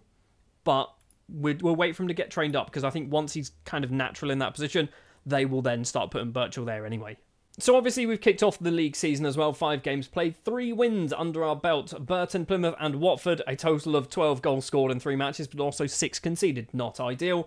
And then defeat against Wrexham and a 5-3 defeat away from home against Wickham. We are starting as we mean to go on, okay? We have already scored 16 goals in 5 games, but conceded 13 in 5 games, which actually isn't the worst. Wickham have conceded more, and they beat us. They scored 5 against us. And they've also conceded 16. That's ridiculous. Also, been knocked out of the Carabao Cup, because of course we have, and the Bristol Street Motors Trophy, we are currently joint top. We're not joint top, we are actually top because we beat Everton under 21s after drawing and then beating them on penalties. It's a mess, I'll say it every time. Right, let's jump forward then to January to see how things are gone. Well, at midnight on the 1st of January 2028, we've been knocked out of all competitions, knocked out of the FA Cup in the first round against Notts County. Carabao Cup we know, and we've also been knocked out of the Bristol Street Motors Trophy. I assume in the group stage we finished bottom. We finished bottom of the group. We're literally the defending champions and we finished bottom of the group. Anyway, that doesn't matter. When it comes to the league, we're 14th. This might be a season of mid-table mediocrity once again, although we've got no distractions. I don't know whether that's a thing that we should care about, but we've got no distractions. 11 wins so far, which is pretty good. 3 draws, which is okay. It's those 12 defeats that are the problem. And it's the 1-0s against Notts County, 2-1s against Bristol Rovers, 2-1 against Colchester and 2-1 against Charlton. If we could have just converted those into draws or wins, then that would be a much, much happier position. We're actually only 9 points off the playoffs. So whilst we're down in 14th, we're not too far away from playoff football. Obviously, being the transfer window, we've got £56,000 to spend and we're £2 million in debt as a club. I don't think a lot of business is going to take place. 2 bits of business have taken place leaving the club. Archie Mayer, first up, our number 2 goalkeeper for the season. He's moved on to Cardiff for £825 or £1,000. There is also, I think, a 50% sell-on in there because if he gets really good, we're having half that money back. But yeah, Archie Mayer, he got annoyed that he wasn't playing, so we've sold him. Another player that we have sold is Kelvin. He's gone to Rivers United. Even though he was kind of playing, he wasn't really, was he? But we moved him on £60,000. He was out of contract at the end of the season, so to get a little bit of money in him is kind of better than nothing. 2 players have joined the club, and both of them are on loan. One of them is Rory McConneville, signed on loan from Cardiff, a team that we sell a lot of players to. He's coming on loan till the end of the season. Yes, he's costing some money, £35,000, but I think McConneville is a pretty decent player. And he's out of contract at the end of the year, so if he is any good, we might just bring him in permanently. Another player that's joined the club on a loan deal is Christopher Clayson, a 27-year-old Norwegian goalkeeper signed on loan from Leeds. He's here when it's not really costing us anything. I think technically it is costing us some money. We're paying his wages, which is a lot. But much like McConneville, he's also out of contract at the end of the season, so if Clayson is any good, maybe we look at signing him up on a permanent deal as well. That is it. We've also done a bit of loan business. Ashley Rogers, a player who I said we needed to make sure get some game time. He was locked in. He's gone out on loan because I feel like he's kind of not necessarily responsible for our poor performances, but his average rating of just under a 6.6 is not good enough. Billy Vigor and Daniel Sameo have also gone out on loan. Is Sameo ever getting game time anywhere? Is he getting better at football? Tackling's going up slightly. But that is all the transfer business we have done, and mainly because we are massively in kind of financial problems right now. We don't really want to be overstretching our budget too much, and currently we are £2,000 under it. From a league perspective, we have also started to climb slightly, now up to 11th place, which when we were last here, I think we were down there. It might have even been that one, wasn't it? So yeah, we were down in 14th place. We jumped actually up to 10th, but now we're down in 11th place, which is fine. We are still within touching distance of the playoffs. We are 8 points behind Reading and QPR, so it is still definitely a possibility that it could happen. And interestingly, Andre de Cruz is the top goal scorer in the league. He's getting good. He's turning into a very good striker. And Andrew Dallas is also still banging in goals as well. 16 in the league, 18 in all comps, 8 assists as well. We've also got Alfie Smith, who also has himself 11 goals this season. Now, need to tell you about Alfie Smith, because basically, he was not locked into play, but now he is. I've decided we're locking in De Cruz and Smith. Obviously, we have removed Al-Matari, I believe that was his name, from our sweeper-keeper position, because he's done all right, actually, a 6.7 rating, but I feel like we need a better goalkeeper, which is why we brought in Clayson. So Clayson's probably going to be our number one. Smith and De Cruz will be up front. Fully aware this is going to annoy Dallas, but Dallas can probably play there if he needs to. We've obviously got Turanine and we've got Crowley. Dallas is our third choice attacking midfielder. All it takes is an injury to one of those players, and then Dallas is probably going to be playing in that attacking midfield role. That's enough waffling then about January. Let's jump forward to the end of the season to see how well we have done. Have we managed to get ourselves into the playoffs? If we have, that is perfect. Okay, that is far from perfect, in fact. We're going backwards, are we not? 61 points, 14th place in the table. Where did we finish the last couple of seasons? So, looking at the league, 14th this season. Last season was 10th. Season before that was 9th. We're going backwards. We're going backwards. 61 points is not good enough at all. We haven't scored anywhere near as many goals as we normally would. We also haven't conceded as many goals as we normally would either, which is arguably a positive. But that's 21 defeats is a lot of defeats. We need to get out of League One in Season 6. Like, if we're still in League One in Season 7, we are going to struggle to get to the Premier League with this Oldham side in 10 years. I guess silver linings then, 3 players worth mentioning when it comes to goals. Andrew Dallas, 18 in all competitions and 8 assists. Andre de Cruz is our second top goal scorer with 20, all of them coming in the league. But Alfie Smith, formerly of Sheffield United, once we locked him in, also managed to get 20 goals scored in 23 starts and 15 off the bench. He's kind of been a bit of a revelation. In fact, he scored 6 in his last 6. He scores a lot of goals, doesn't he? Alfie Smith scores a lot of goals. Next year, Smith and De Cruz up front could be a game changer. Sorting by assist as well. We don't have a huge amount of players who've done well when it comes to assists. Turaninen getting 11, which is good, but he's out of contract. He's actually, in fact, joining Zenit St. Petersburg at the end of his contract on a free transfer, which is annoying, but he just refused to sign a new one. Getting 11 assists is not ideal. I would have liked to maybe see that nearer 20, but there we are. Dan Crowley as well, who was out of contract at the end of the season, getting 9 assists. I'm not convinced we want Crowley for another year. We might have a summer of rebuilding and kind of bringing in some better players on free transfers, because we're going to be losing. If we sort by wage, we've got a lot of players on big wages. Clayton is one of those players. We've also got Crowley on a high wage who's going to be leaving. Turaneinen's on a pretty high wage. He's going to be leaving as well. So maybe over the summer we do a little bit of transfer business, bring in some cheaper options when it comes to players, and that could be our ticket out of League One. Because if not, our objective of getting to the Premier League in 10 seasons is going to be very, very difficult if we need to get 2 promotions in 3 years. That is not going to be an easy thing to do, but that is going to do it for this one. We have spent almost half of this challenge stuck in League One. In our first season, things looked like they were actually going very well. We ended up finishing in 9th place. Season 2, we dropped down to 10th. Season 3, we dropped all the way down to 14th. This season, we need to do something in order to get ourselves promoted to the championships, because we've only got 5 seasons left to play, and we've spent 4 seasons so far in League One. If we want to get back to the Premier League before season 10, or before season 11 technically, we need to do something. And we've got £1 million to do that something. I don't quite know what that something is just yet, but what I do know is whatever we are going to do is going to be without Noah Kenna. He has left the club, signing for Lincoln for £1.2 million. So my plan when I initially signed him was keep him around for a couple of years, double our money. It's exactly what we've done. Also, Jimmy's left on a free transfer, which is kind of annoying. As has Billy Vigor, Brendan Galloway, Dan Crowley, Ted Bishop, and Willie Cambuala. Now, Willie Cambuala was a player that I did not want to lose, but he just refused to sign a new contract. so it's just run out and he's just left the club on a free transfer. And he doesn't want to join us because he's literally just left, and apparently he must hate us. But don't worry, over the summer we signed a new deal to have ourselves a senior feeder club, and that feeder club is AFC Bournemouth, which might not sound very good until I show you the 4 players that we brought in on loan this season. First up is Dante Orr, who is an English right back and centre back. Aidan White is next up. He is a central midfielder and attacking midfielder. Jamie Nash is a left back. He's not going to be playing there, obviously. And Billy Armstrong can play pretty much anywhere down the middle of the pitch. We've also signed Kwadwo Ba from Watford on a free transfer.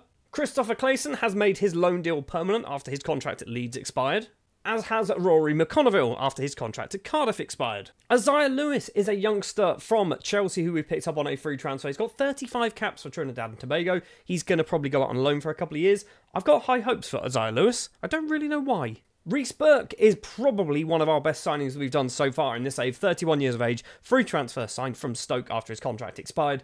I think we've got ourselves a very good centre-back in Reece. And finally, to replace Jimmy Turunainen, we have Othello Asgard, who has signed from Wigan, formerly of Stabæk as well. 26-year-old Norwegian attacking midfielder. Can also play on either wing if we need him to play there.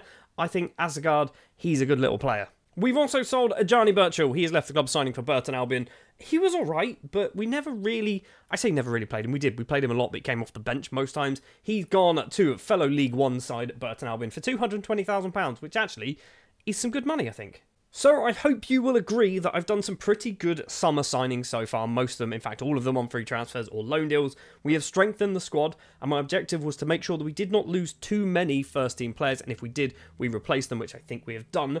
Although, what's frustrating is currently we're still predicted to finish down in 14th place where we finished last season. I think we are going to do better than that. We need to be finishing 6th or above. That needs to be our objective. We need to get promoted this season. If we don't, we could be in for a very, very difficult time getting out of the Championship and into the Premier League with just 4 seasons to do it. We've also got the FA Cup to worry about, which, to be honest, I'm not that fussed about it. We've got the Carabao Cup, which we'll be playing Sheffield United in the first round, and the Bristol Street Motors Trophy, which, again, I don't really care about it. Unless we win it, then it's the best thing. It's just the best competition ever made. We've now jumped forward to the 2nd of September. The transfer window has closed, and we've spent a little bit more money. Let's see what we've done. 2 players to mention leaving the club. Julian Larson, first up. He's gone back to AIK, a team that he left back in 2019. He's gone there now in 2028. He's had some good seasons, but ultimately he's been replaced. £110,000. And Sonny Al-Jafri has also left the club. He is signed for Blackpool. He did actually play a fair amount of times last season, most of them off the bench. £160,000 for Sonny. I don't think we were ever going to play him, particularly once we brought in players like Reece Burke. Al-Jafri was just kind of dropping down the pecking order. 7 players have also joined the club in the last 2 months. 6 of them on free transfers, and one of them we've actually paid money for. O'Shea Ellis is the first one to join on a free transfer. Defensive midfielder, that's what I brought him in for. He's probably going to be going out on loan because I don't think he's good enough right now. Still only 22, plenty of time to develop. Ben Elliott is probably one of my better players, and I don't know why. I don't know why his value's so high, but for some reason, he's got a nice high value. He's got 58 caps for Cameroon, joined on a free transfer from, I'm going to say Solihull Moors. It was from Solihull Moors. He dropped down to the Vanarama North for a season, and then we picked him up, and he's actually getting into our first team. So Ben Elliott, I think, is a good signing. Jack Bycroft is a 26-year-old English goalkeeper, formerly of Swindon and Southampton, and a few loan deals as well. He's come in. He is never going to kick a ball for us. He'd come in because he's English, and he's cheap. That's literally it. Another one for the future is Dave Simpson, 18 years of age, released from Chelsea. We picked him up. We're probably going to send him out on loan. 24-year-old Dane Scarlett has joined from Leyton Orient on a free transfer. This one I'm quite excited about. However, I've also bought another very good striker, so Dane Scarlett might not play a huge amount of football for us. And that striker is Luca Fletcher, formerly of Manchester City. I think we've got ourselves a potential superstar here. Only 21 years of age, will be 22 come the end of the season. We had to fight off some stiff competition for Fletcher. I'm talking championship sides. He's getting paid nearly £5,000 a week. His agent wanted £2,000 a week, so we kind of just had to throw money at Fletcher in order for him to join us, and he has eventually managed to do that, and I think this is a very good signing. And the final player to join is Ellery Balcom. The 28-year-old English goalkeeper has signed for an actual fee of £78,000. It's actually his most expensive transfer he's ever done, because the previous one was £76,000. Ellery Balcom is a good goalkeeper. I think we've got ourselves a good goalkeeper. If he's here for a couple of seasons, maybe 2-3 seasons, that's quite good. if we get promoted, and by if I mean when we get promoted, we probably do need to replace Balcom sooner rather than later, but right now, he is by far our best goalkeeper. Which means Christopher Clayson, who literally signed in the summer, is now our number 2 goalkeeper, and Jack Bycroft is our number 3. Taking a look as well as the players leaving on loan, some quite interesting ones here. Aaron Mifsud is a player who I think is going to get good. He just needs some game time. He's going on loan to Larne. Isaiah Lewis, who we signed earlier on in the transfer window, he's gone out on loan to Southend for the season, which is good. Dynel Sameo has gone out on loan to Woking to hopefully get some game time there. We've got Stephen Pace, by the way. This is the reason why I signed Jack Bycroft. Pace was my number 3 goalkeeper, and then we've loaned him out to Blythe Spartans, so I needed a number 3 goalkeeper. We've got, who else? Andrew Dallas has gone out on loan. Yes, okay, right, hear me out. I didn't want to lose Andrew Dallas, and then I've kind of replaced him with lots and lots of better players, so we tried to sell him. And nobody wanted to buy him, so we've loaned him out to Partick Thistle. They're paying most of his wages, not all of them, and he's out of contract at the end of the season, and he'll probably just leave. He's had a lovely time here, but Andrew Dallas, he's gone, basically. A few others to mention as well. Ashley Rogers, the central defender, he's gone out on loan to Cambridge. What else have we got? Samuel Archer, I feel like he's an important one. He is. He's the goalkeeper. He's also gone out on loan. Another reason why we brought in Jack Bycroft. And yeah, that is pretty much it. There's obviously some other names there that might turn into good footballers. But for the most part, we've just loaned out ones for the future. And so far in the season, we are 5 games in. We are currently sat in 10th place. It's not ideal. It's not awful, but it's not ideal. I obviously want to be doing a lot better than that. When it comes to the squad and the tactics and the players we are locking in 2 players. We are locking in Finley Burns as a defensive midfielder, because if we don't do it, they play him as a centre-back, and we're locking in Kwadwo Bar as a right midfielder, because if we don't do that, they don't play him at all. So we need to lock in Bar, we need to lock in Burns, and that's all we're going to go for. We're also top of the Bristol Street Motors Trophy group, which is, no one really cares. We're playing under-21 sides, Crewe and Fleetwood, and we've been knocked out of the Carabao Cup. So we're looking at League One, we're looking at the Bristol Street Motors Trophy, and we're getting knocked out probably in the 3rd round of the FA Cup. We've jumped all the way now to the 1st of January. We have played 27 games. We're up to 7th place in the table, so we are on the edges of the playoffs, which is what we kind of want to be doing. Obviously, we want to be in the playoffs, but we are at the right end of the table. 10 defeats is a bit of an issue. Quite a lot of defeats, and some of them are big as well. 4-1 against QPR, 5-3 against Crawley, a 3-0 against Bolton, a 4-1 against Watford, a 4-3 against Preston. That's going to hurt, because they're literally 1 point above us. That could be awful. And we have also made it to the FA Cup 3rd round, where we are going to be playing against Wolves. We can see Bournemouth are playing Brighton. I feel like Wolves is where we're going to fall over, which is it's fine. I mean, I'd like to be away for some of these games, because it gives us a nice big bit of money, because basically, if you don't know, you get half the ticket sales go to each team. So if you play a Man United and they sell out, like the 70, 80,000, whatever Old Trafford is, you get 40,000 tickets worth of money. Whereas at Oldham, there's 14,000 capacity and Wolves are getting half of that, so we're only getting 7,000 tickets worth of money. There's logic there. That's why a lot of teams want to play away in the 3rd round against Premier League sides. Obviously, being January, the transfer window is open. We've got £635,000 to spend. I don't know what we're going to do, because we're doing quite well in the league, and that's realistically what we want to be doing, so I don't think we're going to be spending a huge amount of money. Or we might just kind of break our record transfer. I say break it. It's not broken, I don't think, but we spent a lot of money on David Kasumu, 29-year-old Nigerian defensive midfielder signed from Huddersfield for £150,000. I think he's a very good player. At 29, yes, he's not got a huge amount of years ahead of him, but if he is good enough to kind of hold down that defensive midfield role for a couple of seasons, I'm quite happy with that. 150k is not a lot of money. Something interesting has also been happening in the FA Cup. We managed to draw with Wolves in the home leg. I say home leg because we got to a replay. We scored in the 99th minute of injury time to secure a draw in that one. Asgard, the man to do that. And then we go to Molineux and beat them 1-0. Dane Scarlett scoring in the 118th minute. We then, in the FA Cup 4th round, beat Crystal Palace 1-0. Alex Hunt with a goal in the 87th minute. It means we are through to the FA Cup 5th round. So just to put it into context, we managed to knock out Premier League Wolves in the 3rd round. In the 4th round, we knock out Championship Crystal Palace. In the 5th round, we have Championship side Hull. There are not a lot of Premier League sides left. We've got Arsenal, Chelsea, Tottenham, Man United, Brentford, Everton, Forest and Liverpool. That's it. That's what, literally half of the teams in the 5th round are Premier League sides. The other half are Championship and League One. There are 3 League One sides still in the FA Cup. So tactically, we are obviously sticking with the same formation. We are still locking in Bar. However, he is injured. He's fractured his rib. He's missed a fair amount of football, which is kind of frustrating. But Bar is still going to be locked in on that right-hand side. So when he does return, he will go straight in there. We are dropping Burns from that defensive midfield role. Not because he's not very good. He is very good. But I kind of like his versatility. So not locking him in means that if we need him as a centre-back, he'll play there. If we need him as a segundo volante, he can play there. So it's fine. There's logic to this. We've also managed to move ourselves up into the playoffs in League One as well, but we are joint on points with Preston. We are 10 points behind automatic promotion, but there's a big group of teams who are kind of in this fight. I'd argue down to Sheffield Wednesday to QPR, who are in this fight to get into one of those 4 playoff spots. So I quite fancy our chances. We're going to jump forward then to see how well things have gone. It's the 22nd of April, and I've basically come back at this point because I thought, you know what, that's when the regular season finishes, and we finished 4th place on 80 points, along with 3 other sides we finished in 4th place. I believe it means we're going to be playing Reading in the playoffs. However, that's not the real story here. In the FA Cup 5th round, we beat Hull 3-1, putting us through into the quarter-finals, where we beat West Brom 3-2. We now have Tottenham, Arsenal, Swansea and Oldham, and I thought when this draw was coming out, I was like, we're getting Spurs or Arsenal, aren't we? If we get Swansea, we've got a chance to get to the actual final of the FA Cup. And we got Swansea, and we beat them 3-2. We are playing Spurs in the FA Cup final. We score the winner in the 89th minute. Luca Fletcher, the man with the goal.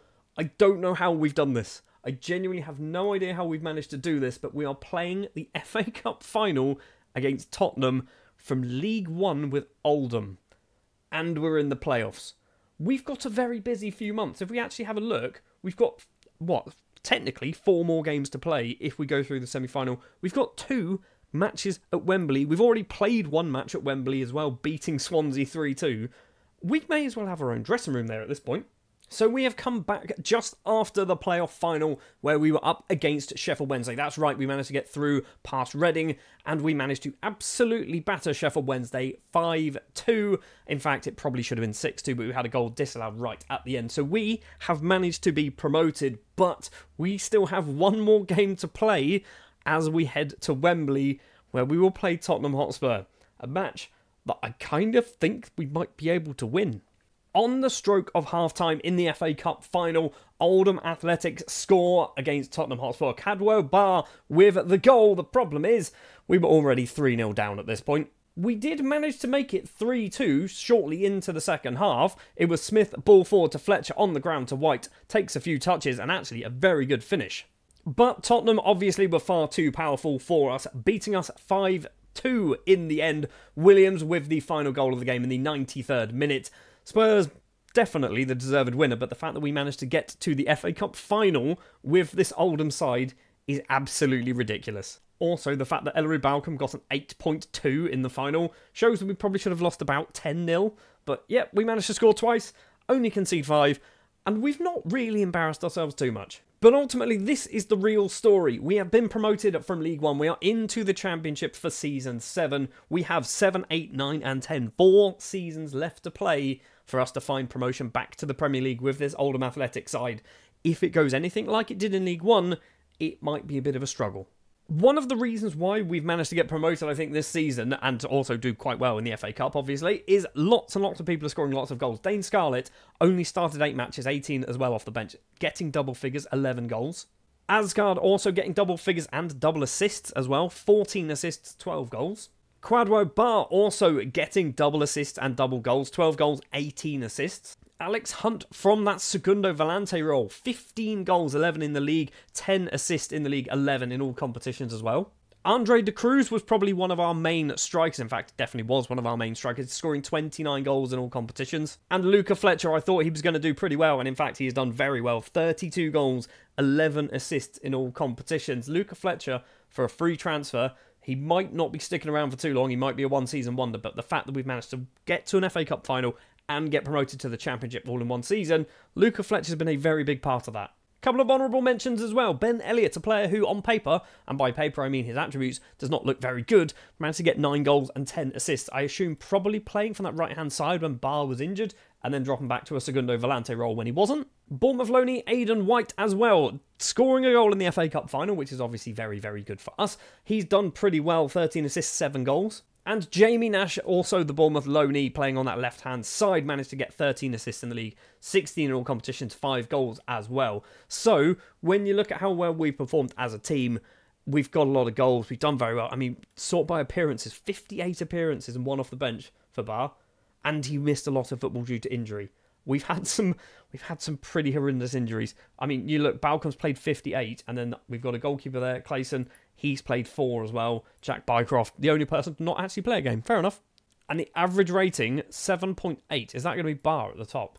It's not. It's okay, we'll ignore you. Luca Fletcher is the highest average rating with a 7.41 across all competitions. A 7.4 in the league, a 7.29 in the FA Cup as well.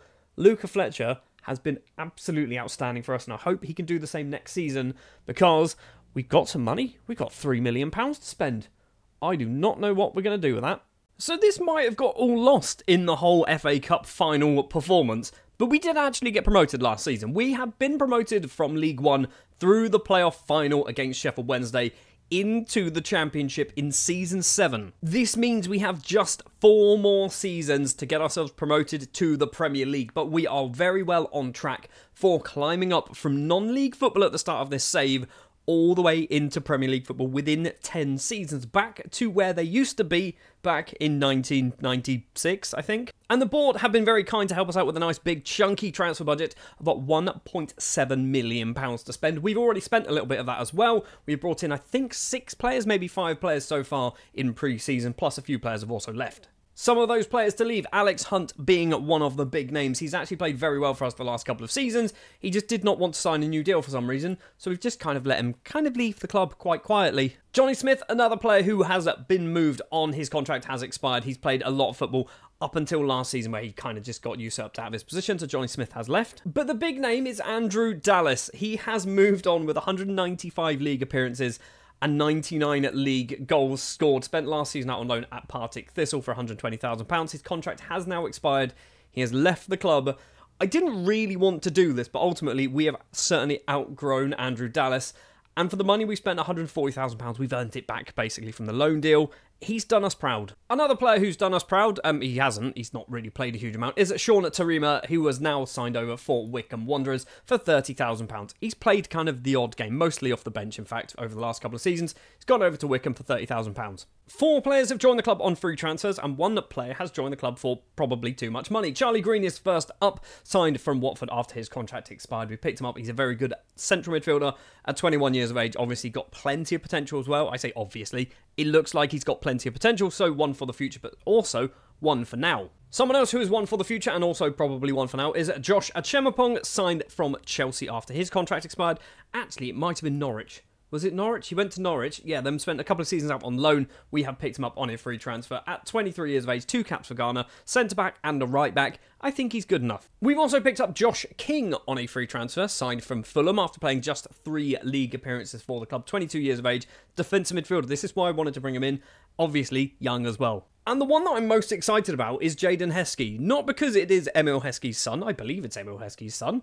It is Emil Heskey's son. Okay, just double checking that one. But because I wanted to sign him back in 2026 when his contract to Man City expired. He decided to go to Blackburn, which is fair enough, in the Championship. Didn't really play there, so he's been released and has finally found his way over to Oldham Athletic. I'm not convinced he's going to be playing a huge amount unless we sell Luca Fletcher. The final player to join so far is Nathan Wood, who is a very good English central defender, signed from Swansea for, I think, £350,000. £325,000.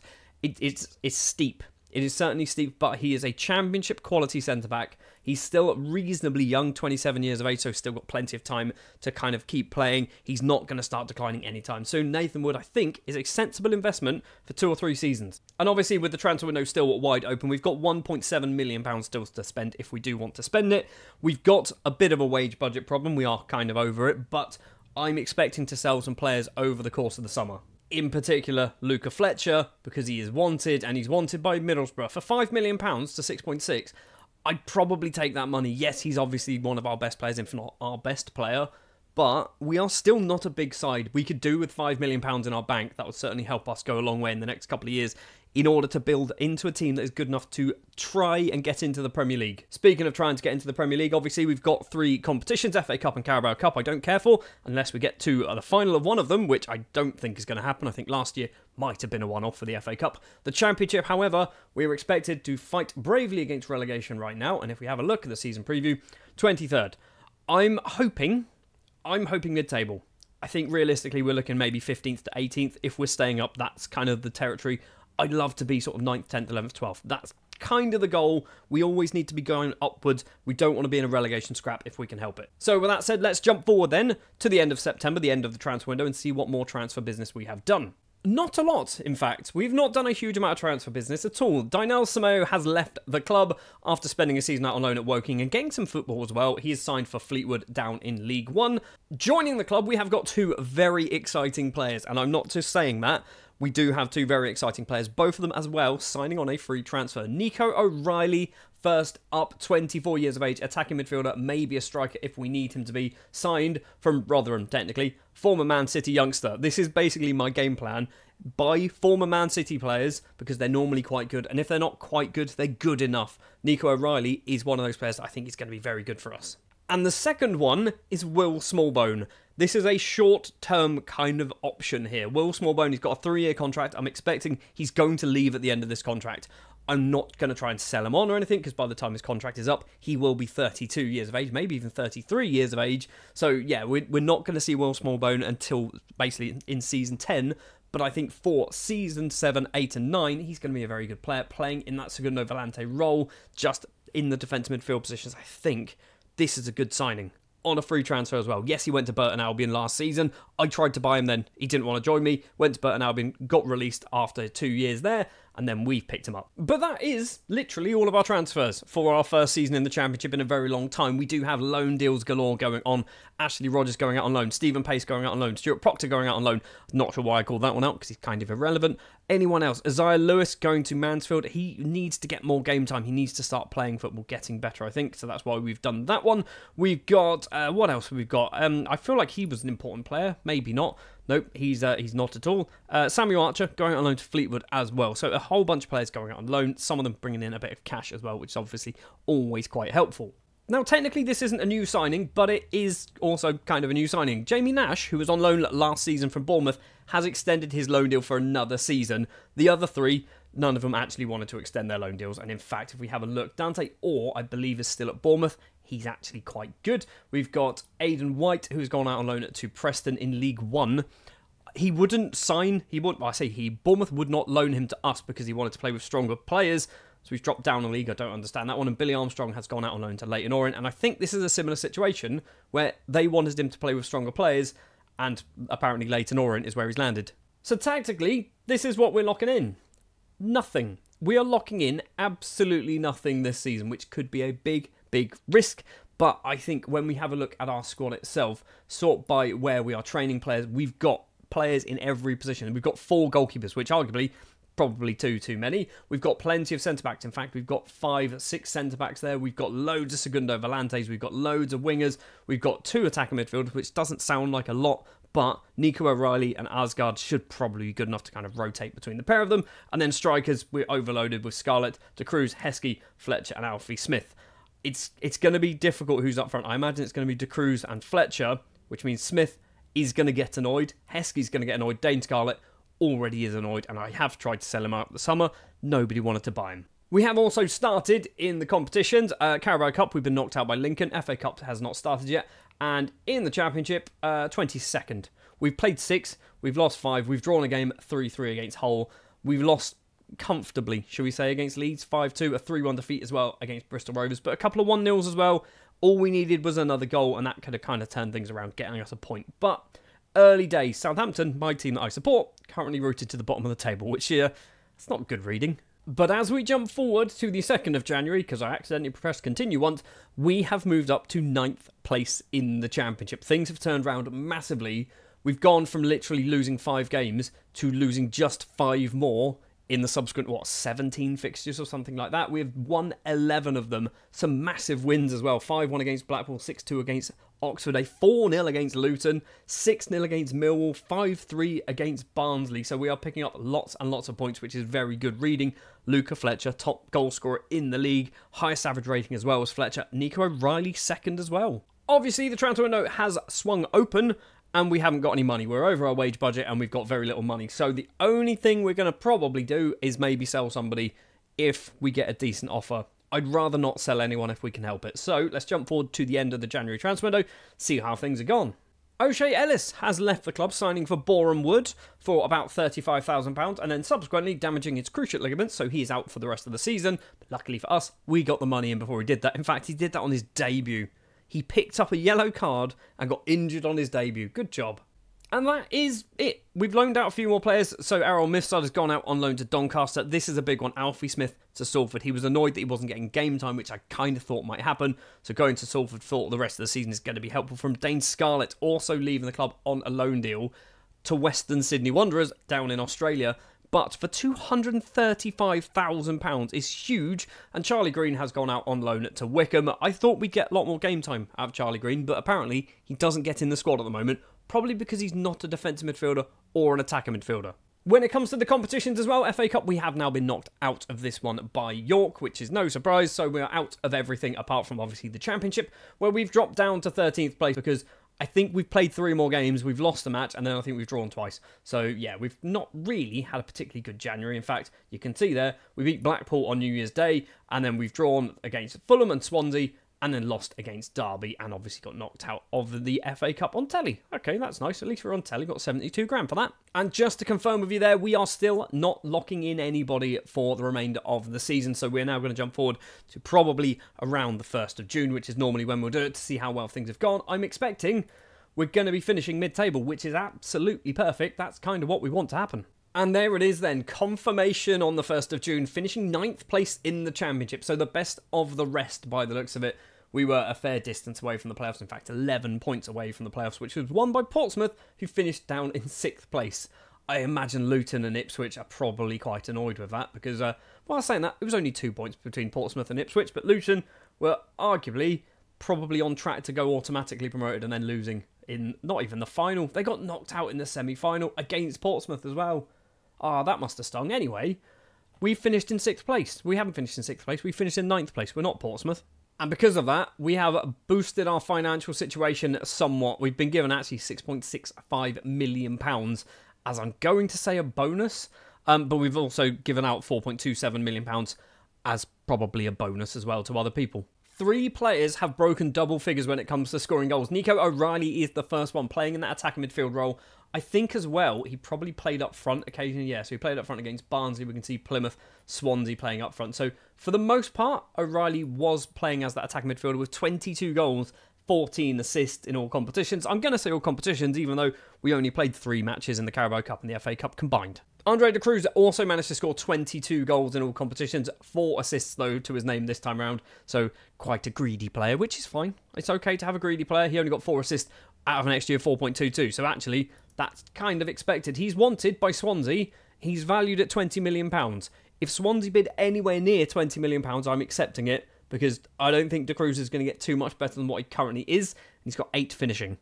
The top goal scorer once again was Luca Fletcher with 28 league goals, 2 in the Carabao Cup, 11 assists as well in all competitions. Luca Fletcher, his value is declining, but I can only assume that is because of his, he's only got 2 years left on his contract. That might have something to do with it, but at 23 years of age, Luca Fletcher's still a very good footballer. I don't know whether we're going to look to try and hold on to Fletcher until the end of the save, or if somebody comes in for big money, do we try and cash in? Because essentially next season, season 8, is when we need to decide what we're going to do with Fletcher. Because if we want to give him a new contract, we want to do it before the end of season 8, really. Because then he'll be in his final 12 months if we leave it. And we don't want that to happen. Third top assister for the season is Kwadwo Bar on that right, or maybe even left-hand side, in fact, getting 13 assists, also 6 goals as well. 4th place, by the way, for the assist was Luca Fletcher with his 11. Nico O'Reilly comes in at 2nd place for assist with his 14, 12 of them coming in the league, 2 of them in the Carabao Cup. But at the top is Bournemouth loanee Jamie Nash with 17 assists, 16 of them in the league, also getting 4 goals as well. He's a very good player, but I fear this might be the last time we see him, because he's still got 2 years left on his contract at Bournemouth, so we can't try and pick him up on a free. I don't think they're going to want to loan him out to us for a 3rd season. So this might be the end of Jamie Nash. Honourable mentions then for 3 players. Ellery Balcombe, first up, our number 1 goalkeeper. Yes, he did concede 94 goals and only kept 4 clean sheets, but we are not a championship side, and we finished well above mid-table in the championship. So Balcombe, at 30 years of age, has done very well. We might be starting to see the decline. I'm not sure. Maybe we get another year out of Ellery Balcombe, but we certainly do need to look at replacing him in the near future, because I don't think he's going to be very good over basically season 9 and 10. I think Balcombe is definitely going to be gone. Nathan Wood as well, probably our most expensive signing so far in this save. He's had a decent season, 34 league games, an average rating of a 6.86, played quite well. Didn't really do anything special, which is fine. As a centre-back, you don't need him doing anything special. I think this was sensible money. And the other player to mention is Will Smallbone, the other summer signing on a free transfer. At 30 years of age now, he's still very good. He's playing, I assume, predominantly as that deep-lying playmaker, the Segundo Volante, and apparently as a central midfielder, as an inverted winger. I'm not even sure if that's a thing, but he's playing 45 minutes a game, coming off quite a few times, but I'm happy with that. That's a good player. He's on a lot of money. Ignore that. Ignore the fact that he's on 11 grand a week. I think Smallbone for another season or 2 is going to be very helpful for us. And like I said, when we signed him, not planning on extending his contract. So that concludes Season 7 with Oldham. We are still in the Championship, and in fact, we are well and comfortable in the Championship. Next season, we do have a transfer budget of £1.647 million to spend. We've got a bit of wage budget as well, which is about, what, £10,000 on top of what we kind of spend. Then I'm hopeful, okay? I'm stumbling over my words, but I'm hopeful that I think we can kind of do well. Next season, another season of building. Season 9 is where we push for playoffs. Season 10 is where we basically, hopefully anyway, get promoted to the Premier League. I'd love to go up as champions.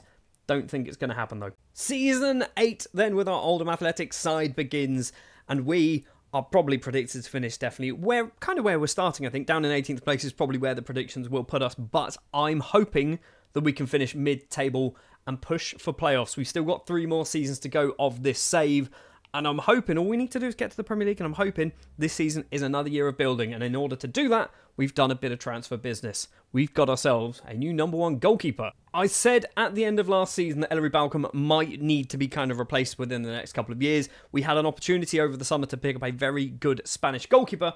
We have done exactly that. So thank you very much for your services, Ellery. If you've got a year left on your contract, you're wanted by Middlesbrough, I feel like we might try and sell you through the summer. For £230,000, that is all we have paid for Iker Rubio. The 22-year-old Spaniard has signed from Real San Sebastian, or Real Sociedad, if you know what the real names are. And I think we've got ourselves a very good goalkeeper. Yes, he's not technically as good as Balcombe at the moment, but with that 4.5-star potential, his value of £10.5 to £12 million says to me he's certainly going to be good. So we're going to have to lock him in as our number 1 goalkeeper for the season. Otherwise, Balcombe's going to be playing. We've also signed 4 other players on free transfers. Tony Springett is the first one to join from Portsmouth, team that have just been promoted to the Premier League. We picked him up on a free transfer. Very useful, versatile player who can play on either flank. One thing you may well have noticed is we are starting to throw money at wages, because ultimately, that's how you get promoted in Football Manager. You can't do it on a shoestring budget. You need to start spending money. And Springett is one of those first players to actually get a decent pay packet. £20,000 a week is probably too much. Sedwin Staples, that's how I'm going to say it anyway, is next up to join, a 21-year-old English central defender, formerly of Notts County, Newcastle and Lincoln. I'm going to say Newcastle, probably where we signed him from, and then he spent a season out on loan at Lincoln. I think we've got ourselves a very good player, and he's only on £3,500 a week, so, you know, you can sometimes do things on shoestring budgets. Another player to join on a free transfer and a very cheap deal as well was Paul Derbyshire, 22 years of age, English central defender, left-back and central midfielder. I brought him in predominantly to be a centre-back as a backup. He's not very good anywhere, to be honest. I think we need to get him some game time, so we might try and loan him out. And finally is Sammy Laney, signed from West Brom on a free transfer, 22 years of age. Central midfielder, arguably more of an attacking midfielder, maybe even a right winger as well. Brought him in for versatility mainly. A free transfer, again, I think we've got some good young players coming through, so this is some good sort of business. Even if he never plays for us, we might be able to sell him on in a few years' time for like £500,000 to £1 million, and that'll be okay. We have lost Reece Burke on a permanent deal. He's moved over to Benevento. I don't think he played loads. He played a lot off the bench. He's moved over to Benevento for £25,000. I didn't want him at the club anymore. We've replaced him with some younger players. So, Reece Burke, thank you very much for your time. But off you go to Italy. We've also got a list of players who've left the club on free transfers. No one there, I think, is any kind of use of any interest. Stephen Pace is the only one that I had high hopes for Pace. He did play once for us a few seasons ago, and we got battered 4-0. So, Stephen Pace, maybe he's good. We might miss this one. Probably won't. But that is what we have done so far. We still have £263,000 to spend, and we're over our wage budget, so don't expect too much more during the summer transfer window unless we manage to sell some players, which is certainly a possibility because Luca Fletcher is still here, and he's still worth a lot of money. And to add to it, he is upset. I think he's upset because, yeah, Portsmouth wanted to sign him, but they only offered like £3 million. I want a lot more than £3 million. So Luca Fletcher might leave in the summer. 6.25 is what I've set his asking price at, which I think it's a decent amount of money. If he doesn't go, I'm kind of okay with that as well. And as we jump forward to the 2nd of September, we have a massive transfer budget of £2.746 million, which means Luca Fletcher is still at the club. That's right, he is not the one who has been sold to bump up our values. And I don't think you're going to know who it is. Until I get to them, you're going to be like, how have you managed to get that? And honestly, couldn't tell you. Dane Scarlett, first up to leave the club. He is signed over for Tenerife, £180,000, which is fine. We never played him. Spent a season out on loan at Western City Wanderers and played 8 times and scored a goal. I don't think we're going to miss Dane Scarlett. Mark Clark has signed for Burton Albion for £3,500. Rory McConneville has left the club, signing for Oxford United for £350,000. So I'm happy with that. I loaned him in for a lot of money at the time and thought that was silly. We've just basically made 100% of our profit there. That's ridiculous. Christopher Clayson has left the club, going over to Bodo Glimt for £78,000. Ben Long is a 20-year-old Australian who signed over for Ascoli for about £30,000. Josh Achemapong has left, signing for Asante Kotoko. We never played him, really. He kind of came off the bench a few times. He's gone over there for £190,000. Our second biggest sale of the summer is Samuel Archer, the 23-year-old South African international goalkeeper, has moved over to Cape Town City for £1.1 million. I don't know why they paid this amount of money for him. We never played this man, but we've got a decent profit. But our money has come from Ben Elliott. Somehow, Anderlecht, for a start, I don't know why Anderlecht have done this, but Anderlecht have bid, and we've accepted, £5.5 million for Ben Elliott. In fact, it's 4.5 going up to 5.5. When that bid came in, I thought, I was wondering whether we had a different player. He's not worth that amount of money.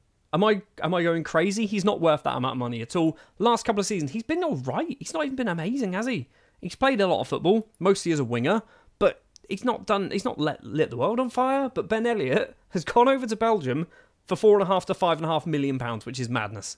And we brought in 3 more players, all on free transfers. Aaron O'Leary is one of them, a 22-year-old central defender and defence midfielder, signed formerly of Blackpool, I think came through the Chelsea youth system. I think this is a good little player for the future. In fact, not for the future, for now. Barry Waters, next up, a 22-year-old Welsh international attacking midfielder, signed from Manchester United on a free transfer. And Andy Salmon, a 22-year-old English defensive midfielder and centre-back, signed from, let's guess where he came from, Tranmere? Surely not from Tranmere. We might have signed him from Tranmere. No, from Bristol City on a free transfer. I'm not sure what position Salmon should be, whether he's a defensive midfielder or a centre-back. I think maybe more of a defensive midfielder, but we will see how things go. But that is all of our transfer business for the summer. And so far the season has kicked off and we've been knocked out of the Carabao Cup by Bromley of all teams. And in the league, we are not as low down as where we were last season. We have won a game so far, beating Bristol City 5-1, 3 draws, Stoke, Plymouth and Ipswich, and 2 defeats against West Brom and Bournemouth. By the way, the Bournemouth link, that's gone because they got relegated, which is kind of annoying. Tactically, we are locking in just one player, and that is Iker Rubio as our #1 goalkeeper. I said we might need to do this, and we definitely do need to do this, because otherwise they will basically put Ellery Balcom in, and we don't want Balcom to be playing. So Rubio is our only player being locked in this season, and already he's improving. He's already now a 3-star goalkeeper, which is actually now on par with Ellery Balcom. So I think in a couple of years' time, Rubio might not be here. I imagine, I'm going to say this now, I imagine a team from Saudi Arabia is going to come in for like £12 million, and we're just going to have to accept it. But right now, let's enjoy Rubio while we've got him. Right then, without further ado, let's jump forward to January to see how well things have gone on and see if we can kind of claw our way up the table a little bit. No, the answer is no. We're down in 15th place. We've got 9 wins, 7 draws, and 9 defeats. We're not scoring goals. I mean, we are scoring goals. We've got 44 goals, which is good, but we have conceded 45, which obviously is not good.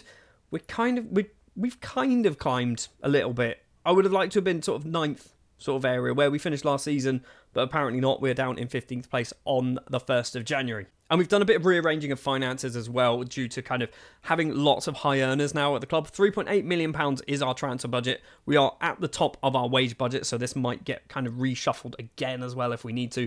But let's jump forward to the end of January to see how well we've done. There's already one transfer arranged, by the way, which I'll show you straight away. He's a young goalkeeper for the future. It's Lucas Kapongo, who is a Congolese goalkeeper signed from AS Othono, might be their name. I brought him in because he was 18 and in the actual Congo national side. He's cost £99,000. I want to loan him out. If we can loan him out, that would be great because he's certainly not going to be playing anytime soon, but he's definitely one for the future. Speaking of goalkeepers, Ellery Balcomb's gone out on loan to QPR. I think, if I'm not mistaken, there is a clause in there that means they can sign him if they want. Yeah, so £325,000. If they would like to sign him on a permanent deal, they can do that, which is a massive profit for us. So if we can get 2 good years out of Balcomb, sell him for a profit as well, I'm very happy with that. And finally, the second and final player to join the club in January is Jordan Ramirez, a 19-year-old Peruvian left midfielder who can also play as a left winger, but he's predominantly a left midfielder, which is absolutely massive. He's cost £325,000, which might sound like a lot of money. However, I was looking through international sides around the world, which is also how I found the Congolese goalkeeper. Jordan Ramirez was in the international side for Peru and wanted by lots of teams. And when I say lots, he was wanted by 36 teams. Most of them in England, weirdly, which I don't understand, but most of them were in England. Teams like, I think Cardiff was one of them, Portsmouth was another, few sort of kind of low Premier League Championship kind of level side. So, you know what, let's see what we can do. I've brought him in. He only wanted £1,000 a week. He's on 3.5, which is fine. I think Jordan Ramirez might be in our starting 11 until the end of the season, maybe even until the end of the save, unless we lose him because he wants to leave and go to a bigger side. And if things keep going the way they are going, we're currently down in 16th place now in the Championship. He might want to leave us to join a bigger side because we seem to be going backwards, which isn't ideal. Also, Blackburn have been deducted 12 points for entering administration. Probably should have had a look at them to see if they had any interesting players that I could have stolen through the summer and through January as well, because obviously if you go into administration, that's some good money. You can nick some decent players there. From a tactical perspective, we are locking in Rubio and Ramirez, so Iker Rubio is still getting better every single day, which is good. He's already kept more clean sheets this season than Balcomb did last year. He's also conceded 42 goals, which is probably too many, but 5 clean sheets in 26 league games is an improvement. Iker Rubio, like I said earlier, he's hopefully going to be our #1 goalkeeper until the end of the save, unless somebody big comes in and offers us something we literally cannot refuse. And on the left-hand side, we know is going to be Jordan Ramirez, the Peruvian international. That is all we are locking in. Let's do a quick sort here by goals. So you can see at the moment, Luca Fletcher and Nico O'Reilly are our top goal scorers. But we've got a lot of other players on 4 goals. So De Cruz, Kasumu and Springer all on 4. We're not scoring as many goals as we were last year. This is possibly an issue. Luca Fletcher is also injured with a twisted ankle. Springer is also injured with a twisted ankle. I mean, we've got a lot of twisted ankles going on. What's happening, guys? Anyway, we're now going to jump forward to the end of the season to see how well we can do in Season 8 with Oldham. Can we get ourselves closer to the playoffs? I'm not expecting to be in the playoffs. If we can finish between 7th and, I'm going to say 12th, that's where I want to finish. Obviously, the nearer the playoffs, the better. 7th and 12th, I will take. Or 16th. Have we moved at all? We've barely moved. So we've been 16th place, or between 15th and 17th place for half the season. We've finished 16th place. It's not great, is it? It's a backward step. 60 points. What did we get last year? So first season in the Championship, we finished on 67. So it's not actually a huge backward step. If we had 67 points this year, we would have been 12th. So we kind of need to keep that in mind, that yes, we are a lot lower in the table, points-wise. It's not too dissimilar. And when you think you've got teams like Fulham with 104 points, that's absolutely madness. Last season, Swansea went up with just 91. And I think a big problem we have had this season is scoring goals. Andre De Cruz was our 3rd top goal scorer with just 12 goals and 5 assists. Last year, I think he got 22? Something like that, wasn't it? Yeah, 22 league goals last year. So this is his worst season playing for us. 12 goals and 5 assists is his worst season. That's not good. Luca Fletcher was our 2nd top goal scorer with 12 in the league, 14 in all competitions. And again, not a good season when it comes to scoring goals. This is his worst season by a fair distance. And Nico O'Reilly was actually our top goal scorer with 18 goals in the league, 3 assists as well.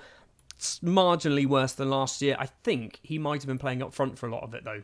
Because of the injuries to players like Fletcher and stuff like that, I imagine O'Reilly possibly got pushed forward, which might have kind of helped bump up his goals. But that's not good. If we look at the assists, we've only got 2 players with double figures.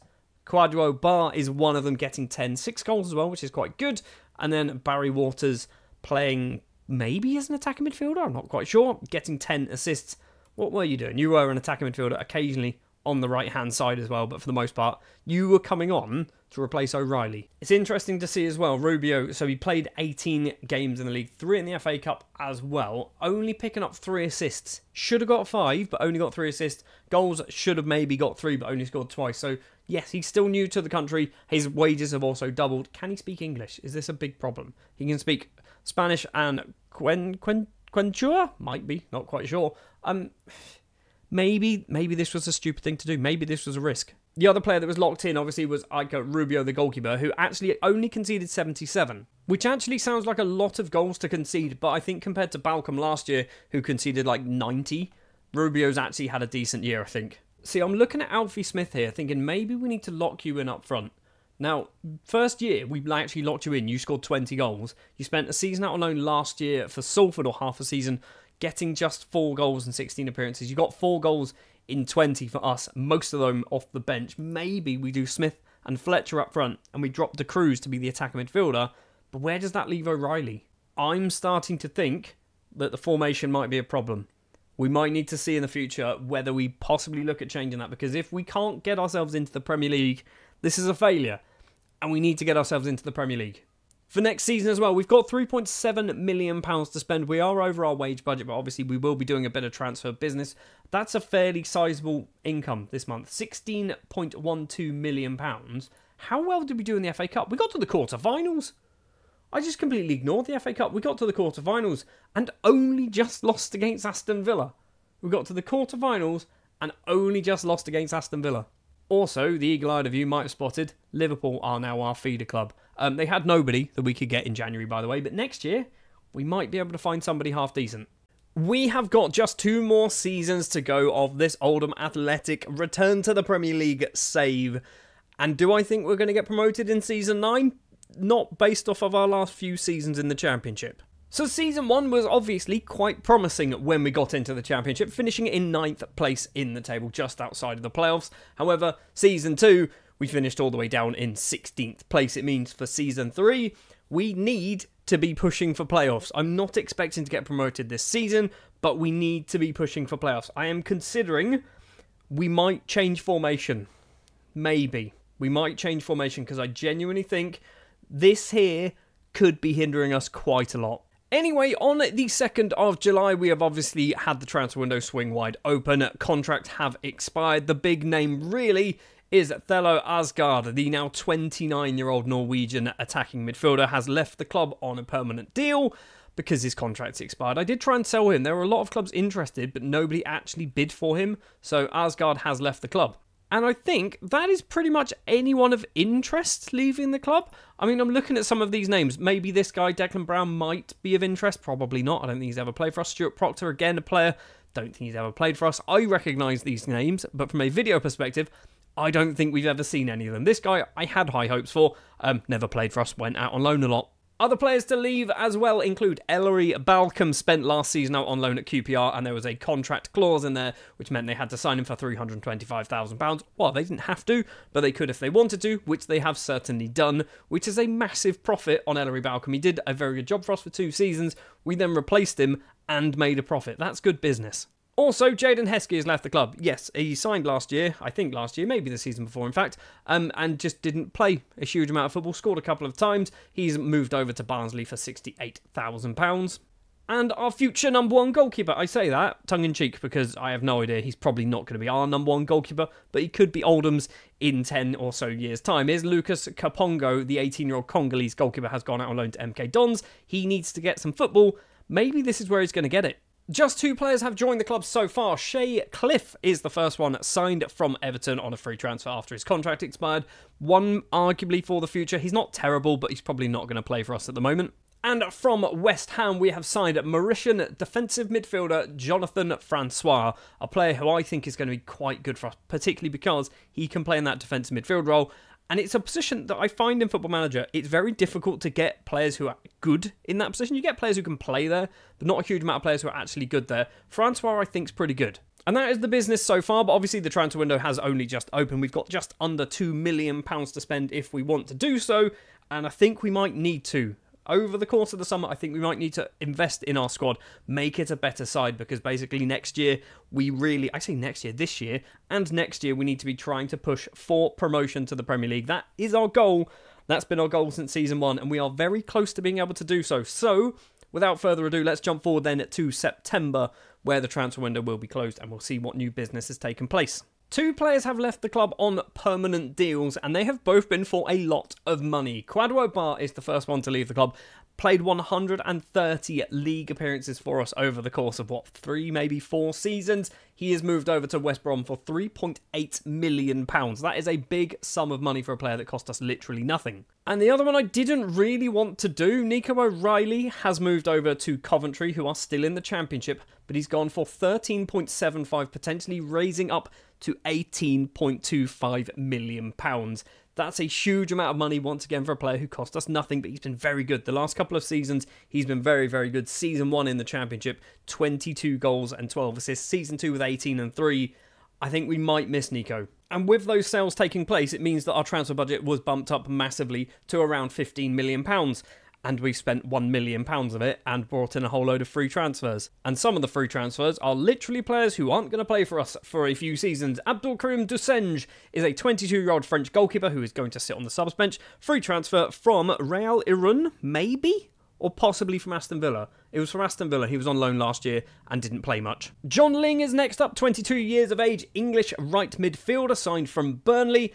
I'm not sure whether this is a good bit of business or not. He's probably going to play some games, but he probably shouldn't play too many. He has already played once, got an assist though, so that's concerning. Billy Heaps has also joined on a free transfer from Walsall, a former Tottenham Hotspur youngster. He's come in as an emergency backup. I don't think he's particularly terrible, but I brought him in because he's real and he's English. He's gone from the Vanarama National to the Championship, so I looked at him and I thought he's actually quite good, and then I realised that Walsall are in the Vanarama National League, and we are nowhere near that anymore, so this might have been a waste of money. The final player joining on a free transfer is Spanish under-21 international Bradley Grieg, or Greg, I'm not quite sure. I'm going to call him Grieg because that's how it's written down and I'm just awful at pronunciation. He has come in on a free transfer formerly of a whole bunch of teams, most of them on loan. So we've actually picked him up from Aston Villa, but he spent time out on loan at Real Irun, Blackpool, AFC Wimbledon, Rotherham and Preston. He's predominantly a striker but can play as an attacking midfielder. This is one of the players, that's right, one of the players that I brought in to replace O'Reilly. The second one is Shannon Joins, who's a 23-year-old English attacking footballer. He plays in all sorts of positions. He's cost £1 million. He is signed from Watford, and I don't think he's particularly bad. He is an attacking midfielder. That's where we're going to try and play him. I'm not convinced he's our best option there, but that is kind of all we've done when it comes to transfer business. We have loaned out a whole load of players as well. Anyone of interest? Ashley Rogers has gone out on loan to Bristol Rovers because he still needs to get some game time to get better. Omar Al-Matari has gone out on loan to Boreham Wood. I don't think he's ever going to get any better than that. Anyone else of interest? Andy Salmon, I guess we brought him in a couple of years ago. He's gone out on loan to Reading as well to try and get some first-team football. So we brought in £18 million worth of transfers and we spent £1 million and that's it. And we are not changing formation for Season 9, but I'm still not promising we won't do it for Season 10. We'll see how Season 9 goes, sticking with the Iron Man formation, locking in 3 players. So Iker Rubio is going to be our number 1 goalkeeper. I don't think I need to lock him in anymore, but I kind of want to do it just, because he's a good goalkeeper, and I definitely want to make sure he does get some game time. Jordan Ramirez, the Peruvian international, will be locked in on that left-hand side as well. Once again, similar to Rubio, I don't think we need to lock him in, but we're going to do it just in case. And then it will be Shannon Joins being locked in as that attacking midfielder, because if we don't do that, I think they play De Cruz there, and I don't want De Cruz to play there. I want him to be an option up front. We've got De Cruz, we've got Greg, we've got Fletcher, and we've got Smith, all as very good striker options, and you can see there from the appearances and goals so far, De Cruz is playing up front, so we should probably let him play up front. And when it comes to competitions, you can see already from the scroll bar on the championship, we are down in 17th place, which is not a very good start. In fact, it started very well with a 2-1 win against Portsmouth, which put us actually up to, I want to say 5th. Yeah, 5th place in the table, but we then steadily declined down the table with 3 draws and 2 defeats as well. Obviously, FA Cup has not kicked off just yet, and we did manage to get through the second round of the Carabao Cup, and now we play Brentford. We also got through the first round as well with a 4-2 win against Aldershot and the 4-2 win against Scunthorpe. Maybe we can have a nice little cup run, because I'm fearing that the league is not going to go too well, considering our second top goal scorer, I believe, is Nico O'Reilly, and now he plays for Coventry. Right, then we're going to jump forward then to the start of January, to the transfer window. We've got just over 12 and a bit million pounds to spend if we want to do it. I'm not convinced we're going to spend too much at the moment. We might hold on to that money until next season, where it's basically going to go big or go home, because if we don't get promoted this season or next season, essentially we failed. And at the stroke of midnight on the 1st of January 2032, you can see things have improved slightly when it comes to the league. We've won 7 more matches, which puts us up into 15th place. So we are still a long way away from actually kind of getting into the playoffs. In fact, we are 10 points away from getting into the playoffs, which is 3 wins and a draw, isn't it? So, it's a big old gap. We've been knocked out of the Carabao Cup against West Ham in the quarterfinal, so we've done all right in that. And in the third round of the FA Cup, we have Boreham Wood, a match that we should definitely be able to win. One thing I have changed, by the way, is I have dropped Joins from that attacking midfield position, because basically he wasn't playing very well, so we have moved him out of that role in order to basically let the assistant manager kind of do what he wants to do in that role. And just so you're aware, the reason why I've dropped him is he has scored 2 and got 4 assists in 19 games. I feel like he's part of the problem right now, not necessarily part of the solution. So we're letting them kind of run free. If we just actually do this, I've not done this. So who would they put? They will put Waters there. They'll put Barry Waters in that attack midfield position, which is fine. I'm kind of okay with that. He's not a terrible footballer. And then Joins and Fletcher go up front. Really? I don't like that idea. Whether I like it or not, we have gone forward now to the 4th of February. The transfer window has closed and we have climbed up the table a little bit. Now up into 10th place, 11 wins, 11 draws and 9 defeats. What transfer business have we done, though, in the month of January? Alfie Smith has left the club on a loan deal, going on loan to Leyton Orient until the end of the season, and we brought in 3 new faces. Ian Graham is first up, a 24-year-old English midfielder, attacking midfielder, striker, left winger, apparently slightly a bit of a right back as well. He has joined formerly of Luton. He's coming on a free transfer. I think his contract expired and he's just been knocking about for 6 months, just not with a club, so we've brought in Ian Graham. For £140,000, we have also brought in Mark Marshall, 24 years of age, formerly of Leeds, and I've brought him in, and you're probably not going to believe this, to be a Segundo Volante, because he's kind of got the numbers to do some of it. Not all of them, doesn't have the tackling, doesn't necessarily have the best numbers for this, to be honest. This one might be a mistake, but it's fine, because we do have another one. And that is Josh Coburn, and if you're a person who supports maybe Oxford, possibly, I'm not even sure. Where does he play? Is it Middlesbrough, real life? Yeah, if you're a Middlesbrough fan, maybe even a Bristol Rovers or a Darlington fan, you'll probably have worked out he's a striker, not a central midfielder or a defence midfielder. But that is not why we have brought him in. We have brought him in to retrain him as a Segundo Volante because he can kind of do it, okay? I searched for players with particular attributes. I wasn't caring about what positions they could play in. I just wanted particular attributes. And Josh Coburn was one of the players that came back. And I looked and went, he's actually not terrible. Let's go for it. He has cost £275,000, which might be a bit steep, but there we are. He's also played twice already as a Segundo Volante with a 6.65 average rating over the 2 matches, which is not great, but he doesn't know how to play there yet. But he soon will, because we are locking him in to play in that Segundo Volante role. So Rubio keeps his place, Coburn comes in, Ramirez keeps his place, and we are pushing Luca Fletcher to start, because basically he wasn't. He's got 9 off the bench so far. I say 9 off the bench. Basically, he's kind of in and out of the starting 11. And I didn't like that. I wanted him to play a lot because obviously when you look back at his history for the last few seasons, he's been our top goal scorer or close to being our top goal scorer. So we're locking in Luca Fletcher for the second half of the season.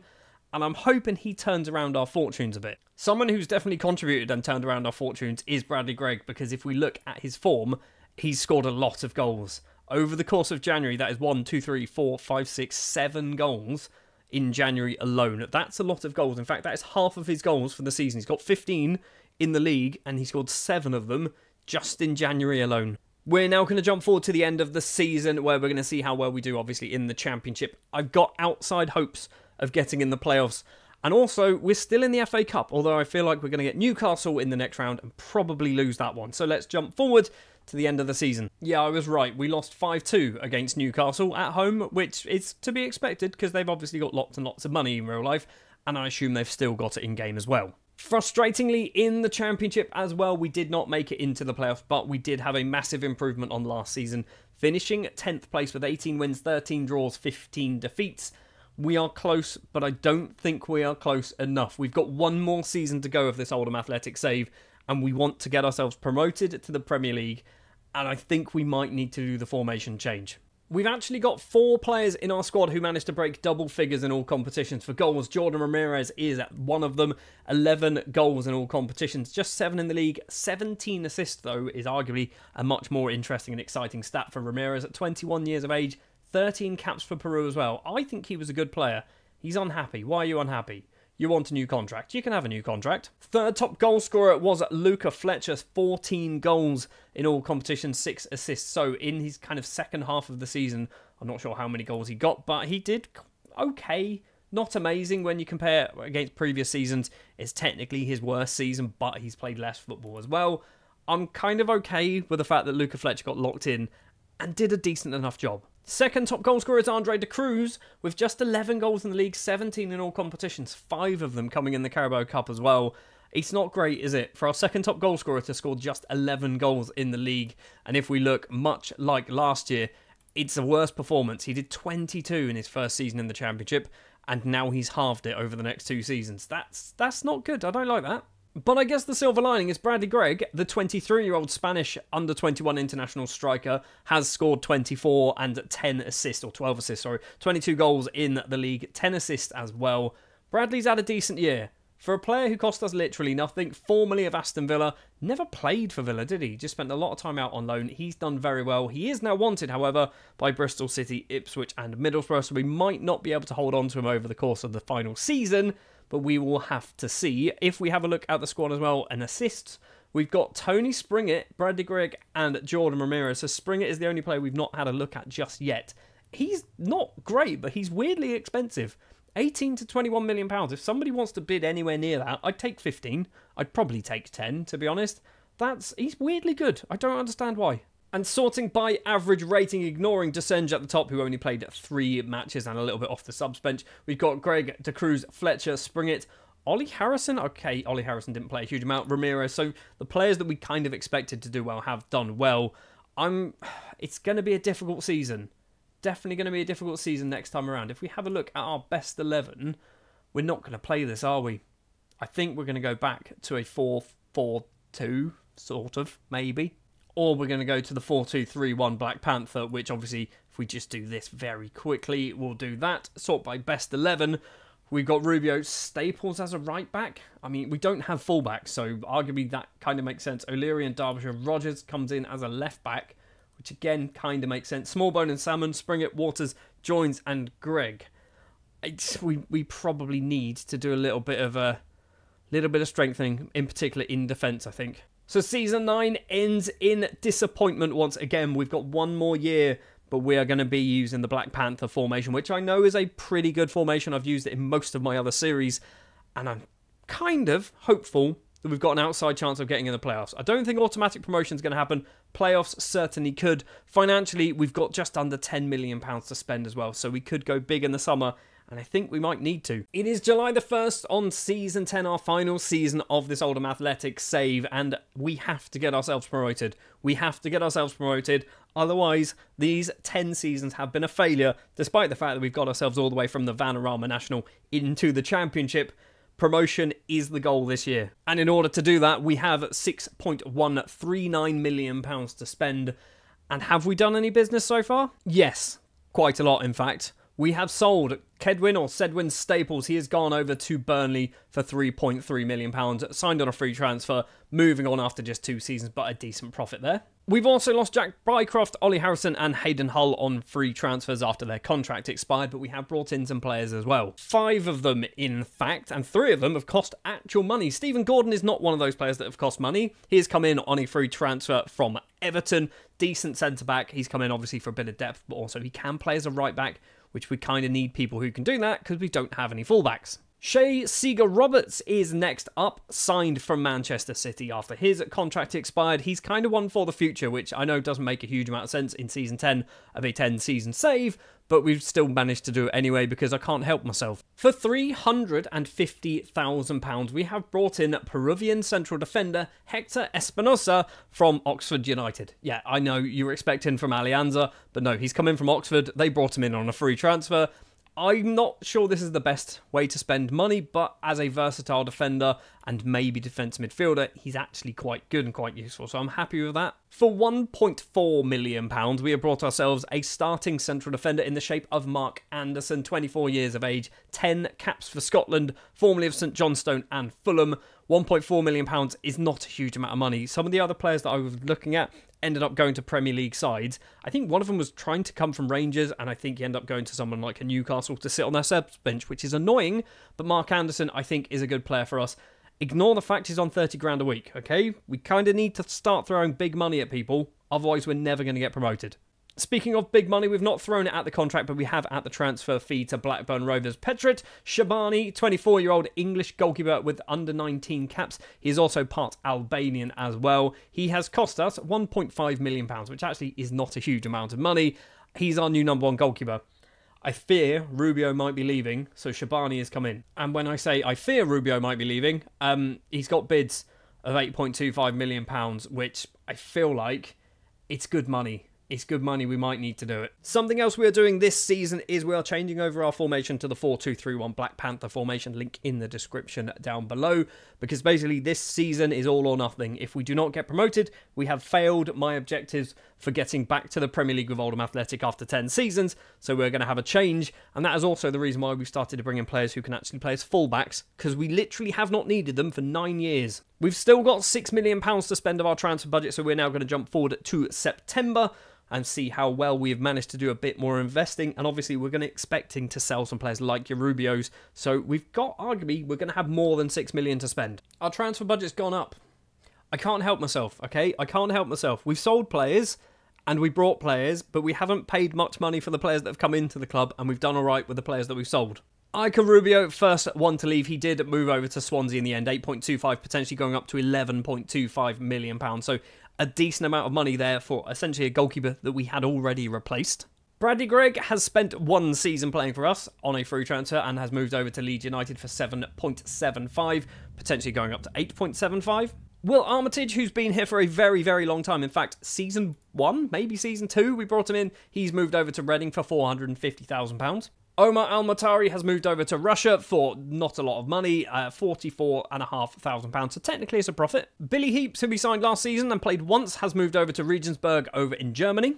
Paul Derbyshire, who has spent a season out on loan for Carlisle, has moved over to Reading for £180,000.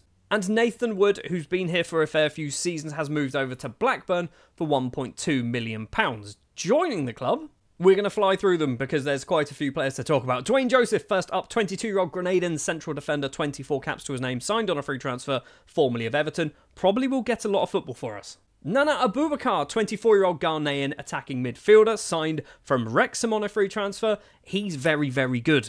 Christopher Wickham signed on a free transfer, formerly of Norwich, and a bit of Morecambe probably on loan. 23 years of age, central defender. He's one for the future. I say for the future, he's a backup. 33-year-old Lewis O'Brien has joined the club on a free transfer. I needed some experience. All of our players, our starting 11, were like 25 years of age and under, so we brought in somebody who's a bit more experienced. He does have a broken leg, however. Another player who's come in with a bit more experience is Jaivaro Dilrasan, who is signed from AZ Alkmaar once again on a free transfer. I feel like O'Brien and Dilrasan are not going to get any game time whatsoever, but they're there because they are veterans, possibly. Sebastian Torres is next up, a Uruguayan right-back signed from Defensor Sporting, a very, very good club in Uruguay to go play, go steal some decent youngsters from, come in on a free transfer. 22 years of age, he's valued at just under £10 million. I think we've got ourselves a possible gem here. And the final free transfer is Owen Phillips, signed from Aston Villa on a free transfer. There you go. He's been here since literally the start of the save. He's come in. He's a very good central midfielder. Obviously, we're going to have to play him as a defensive midfielder, but Owen Phillips, I think, is a good signing. We've also loaned in 2 players, which is something that I don't do too often. Yong Jin Park has signed on loan from Cardiff until the end of the season. He has cost us a bit of money, £175,000, which is not a lot of money at all. I'm not convinced he's going to play a lot, but he kind of just gives us a bit more depth. And somebody who I think will play a lot is Simon Kruk, who is a Polish international attacker, 17 caps, 4 goals to his name, signed on loan from West Ham until the end of the season. And I don't think he's costing us anything. I think literally the whole thing's for free. Yeah, we're paying nothing. They just want to make sure he plays. And in fact, they can't terminate the loan, so even if he doesn't play, doesn't matter. I have just realised we are paying 10 grand a week for him. It's fine, it's still not a lot. So that is our transfer business. Obviously, you can see there a whole load of loan deals as well going on. I don't think there's anything massively exciting going on. Ashley Rogers to Bristol Rovers. I think he spent last year on loan at Bristol Rovers. He's just extended that for another season. Anyone else? I don't think there's anyone that we care about. So with all of those transfers done, we're locking in just one player, and that is Luca Fletcher as that attacking striker in the middle on his own. He is going to be the one player locked into this formation. If we just do a very quick pick best 11, this is what it would look like. So Rogers is out on loan, Cliff is out on loan, and Kasumu all out on loan. So yeah, that's not ideal, is it? If we do that, it would be, surely it's not O'Brien. So that's our best 11 based on players actually at the club. I'd say Abubakar will definitely be playing. If we lock in Fletcher up front, I'm quite happy with that pairing. That'll be very useful. Springett as well, getting another season playing for us. I think I'm not sure he's good. I said this last year, I'm not sure he's good. We did have some interest in him in the summer, but they were kind of nowhere near his valuation. They were offering like 6, 7, 8 million pounds when he's worth 17.25. I want near that, to be honest. One worrying thing, however, start of the season hasn't really gone to plan at the moment. 6 games played, 1 win against Ipswich, 2 draws against Portsmouth and Derby, and 3 defeats against Hull, Sheffield United and Preston mean we're down in 18th place. We certainly have to turn this around if we want to get ourselves promoted to the Premier League this season. With that in mind, let's jump forward to the start of January to see how things are gone. That is much nicer reading. 5th place in the table. We are deep in the playoffs. 14 wins, 5 draws, 7 defeats, 47 points. We're actually not too far off the automatic promotion spots. By not too far off, we're 5 points off and a huge amount of goal difference because Fulham are in positive 30. But we are not too far away. This is good reading. I'm happy with how the season is going so far. Obviously, being January, the transfer window is open and the board have for some reason decided to give us a little bit more money to spend. We've now got just over £16 million to spend. However, we are well over our wage budget, so we might need to do a little bit of tweaking to try and sort that out. Right, we've jumped to the start of February and a lot of transfer business has now just happened. Ian Graham, first up, he's left signing for Palermo. Basically wanted to get him off the books. He's gone there for £145,000. Dilrosun played literally no matches for us. He's moved over to Willem II for £425. Not even 1,000, just £425. Andreas has moved over to Plymouth for just under £300,000. Charlie Green has gone over to Coventry for £400,000. Will Smallbone in the final year of his contract has somehow managed to leave the club for £1.8 million going over to Sheffield Wednesday. For £3.9 million, we have sold Shannon Joins over to Cardiff. He wasn't really doing the job for us at all. And Aaron O'Leary, a player who we signed a few years ago, has moved over to China for £17.5 million, potentially rising to £19.25 million. This one came out of the blue, and it was so ridiculously good, I could not turn this one down. So we sold Aaron O'Leary, who was our main centre-back for literally 3 seasons. So, yeah, we needed to replace him. And we did with Tom Atchison. We've actually spent a lot of money in January. He is a Northern Irish international signed from Fulham for £4.5 million, which is a steep amount of money, but I think we've got ourselves a decent player. I think we've got ourselves a better player in Jack Kingdon, who is signed from Dundee United. He's cost £5 million. Formerly of, I'm going to say, starts a save off at Man United, went to Bournemouth, went to Dundee, now moved over to us, and I think he's a very good player. He's probably going to be one of the first names on the team sheet in defence. And our most expensive player that we brought in this entire save is Jace Fitzgerald, signed from Nottingham Forest for £6.25 million. He's expensive, formerly of Man United, so we've gone, rather than doing the Man City tactic, which is what I've been doing for the past 9 seasons, we've gone and done the Man United one this time around. Fitzgerald, I think he's going to be a very good player for us. And that is all of our transfer business. So actually, in January alone, we spent £16 million, but overall this season, we brought in £42 million. A whole load of loan deals as well going on. I don't think anyone massively exciting, really is going on there. To be honest, there's a few players that maybe might be of interest. One thing we have done, however, is recall Ashley Rogers from Bristol Rovers, because we kind of needed a left back and they keep saying he's our best one. So Ashley Rogers has returned, although I'm not convinced he is our best left back now. They're saying Mark Anderson should be our best left back, which I'd argue is probably right. But I am going to play Rogers in left back, because if we don't, they'll play Mark Anderson, and I don't want him playing there because Mark Anderson is also one of our best central defenders, and I don't want to lock him in at left back, because if we get suspensions or injuries and things like that, it means we kind of can't play him in the best position for him. So we're going to leave that open. Rogers is going to be left back. Luca Fletcher is going to be up front. 19 goals so far in 28 appearances, 25 in all competitions.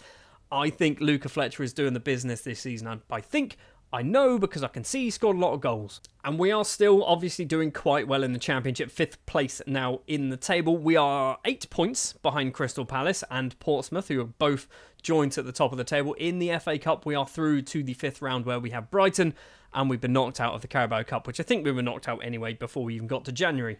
So because I think we might be able to get ourselves into the playoffs, we're going to jump forward to the end of the regular season just before the playoffs, see how well things have gone for our Oldham side in the final season of this 10-season challenge to get back to the Premier League. It is the 22nd of April. We are not quite actually at the end of the season, because we have a chance of getting ourselves automatically promoted to the Premier League. With 2 games to play, there are 4 teams that could fill those top 2 spots: Crystal Palace, Fulham, Oldham and Portsmouth.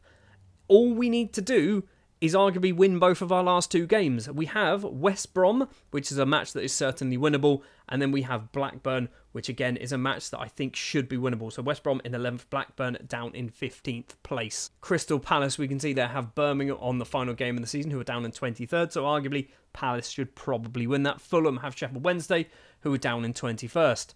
Maybe we can hope Sheffield Wednesday are in kind of this little bit of a relegation scrap and they really need to get some points against Fulham.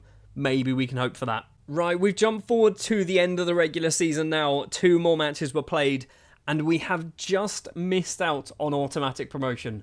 We've finished 3rd place, 2 points behind Fulham, and frustratingly, we did not even lose any games. We drew with West Brom. That is what has broken us. If we beat West Brom, and then we won our final game of the season as well against Blackburn, we still arguably would not have made it, because Fulham won both of their matches, Palace won both of theirs as well. It means we are in the playoffs. In the final season of this save, we're in the playoffs. We are going to have Burnley in the first knockout round of the playoffs, and then Sheffield United or Portsmouth in the final. So let's jump forward to the other side of, I'm going to say, the Burnley games. Match number 1 of the playoffs did not start particularly well against Burnley. 22 minutes in play, and Burnley opened the scoring thanks to, I'm going to say, Jack Clark. However, just a few minutes later, about 5 minutes later, a mistake from Mark Travers in goal means Luca Fletcher can nick the ball off him and easily, eventually, put the ball away for a 1-1 draw. However, at Boundary Park, things went in our favour, most definitely, with a 4-1 win, spring it with 2 goals, this being the opening one of the match. And our final goal of the match, to make it 4-0 at the time, Burnley did score later on in the match, comes thanks to Fletcher, who tucks the ball away past Travers once again, like he did in the home leg, and it means we are through to the final. A final that will be up against Portsmouth, a Portsmouth side who, by the way, have recently been relegated. They were relegated from the Premier League just 2 seasons ago, finished 13th last year, and they managed to get themselves into the playoffs this time around. We are going to jump forward to the other side of the playoff final against Portsmouth.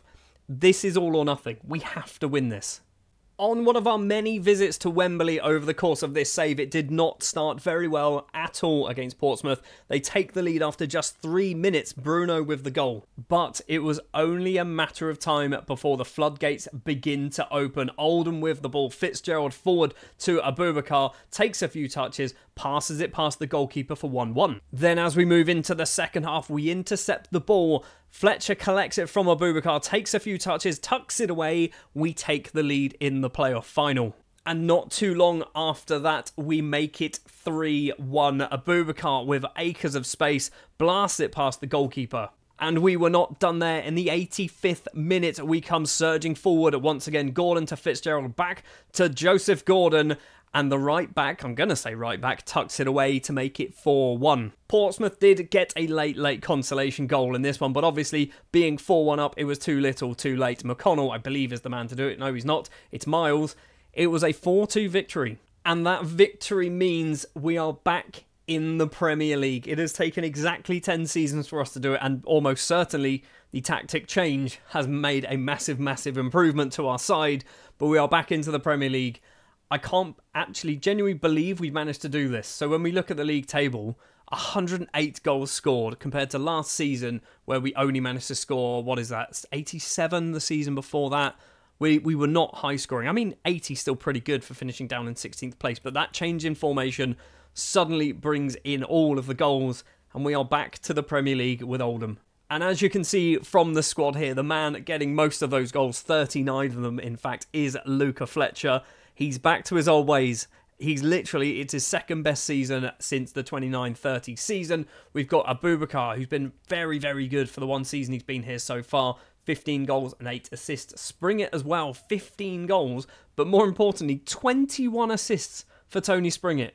That's ridiculous. That's just far too many assists. Even Simon Crook managing to get 13 goals and 9 assists as well on loan from West Ham. Have we got anyone else breaking double figures? We do not, but we've got Jordan Ramirez playing on the left-hand side, getting 11 assists, which is good as well. We have done probably, maybe the unthinkable, getting ourselves promoted. Player of the season, I'm going to say player of the season. I assume it will be Luca Fletcher. 55 appearances, 39 goals, 13 assists in all competitions. Back to the Premier League with Oldham Athletic.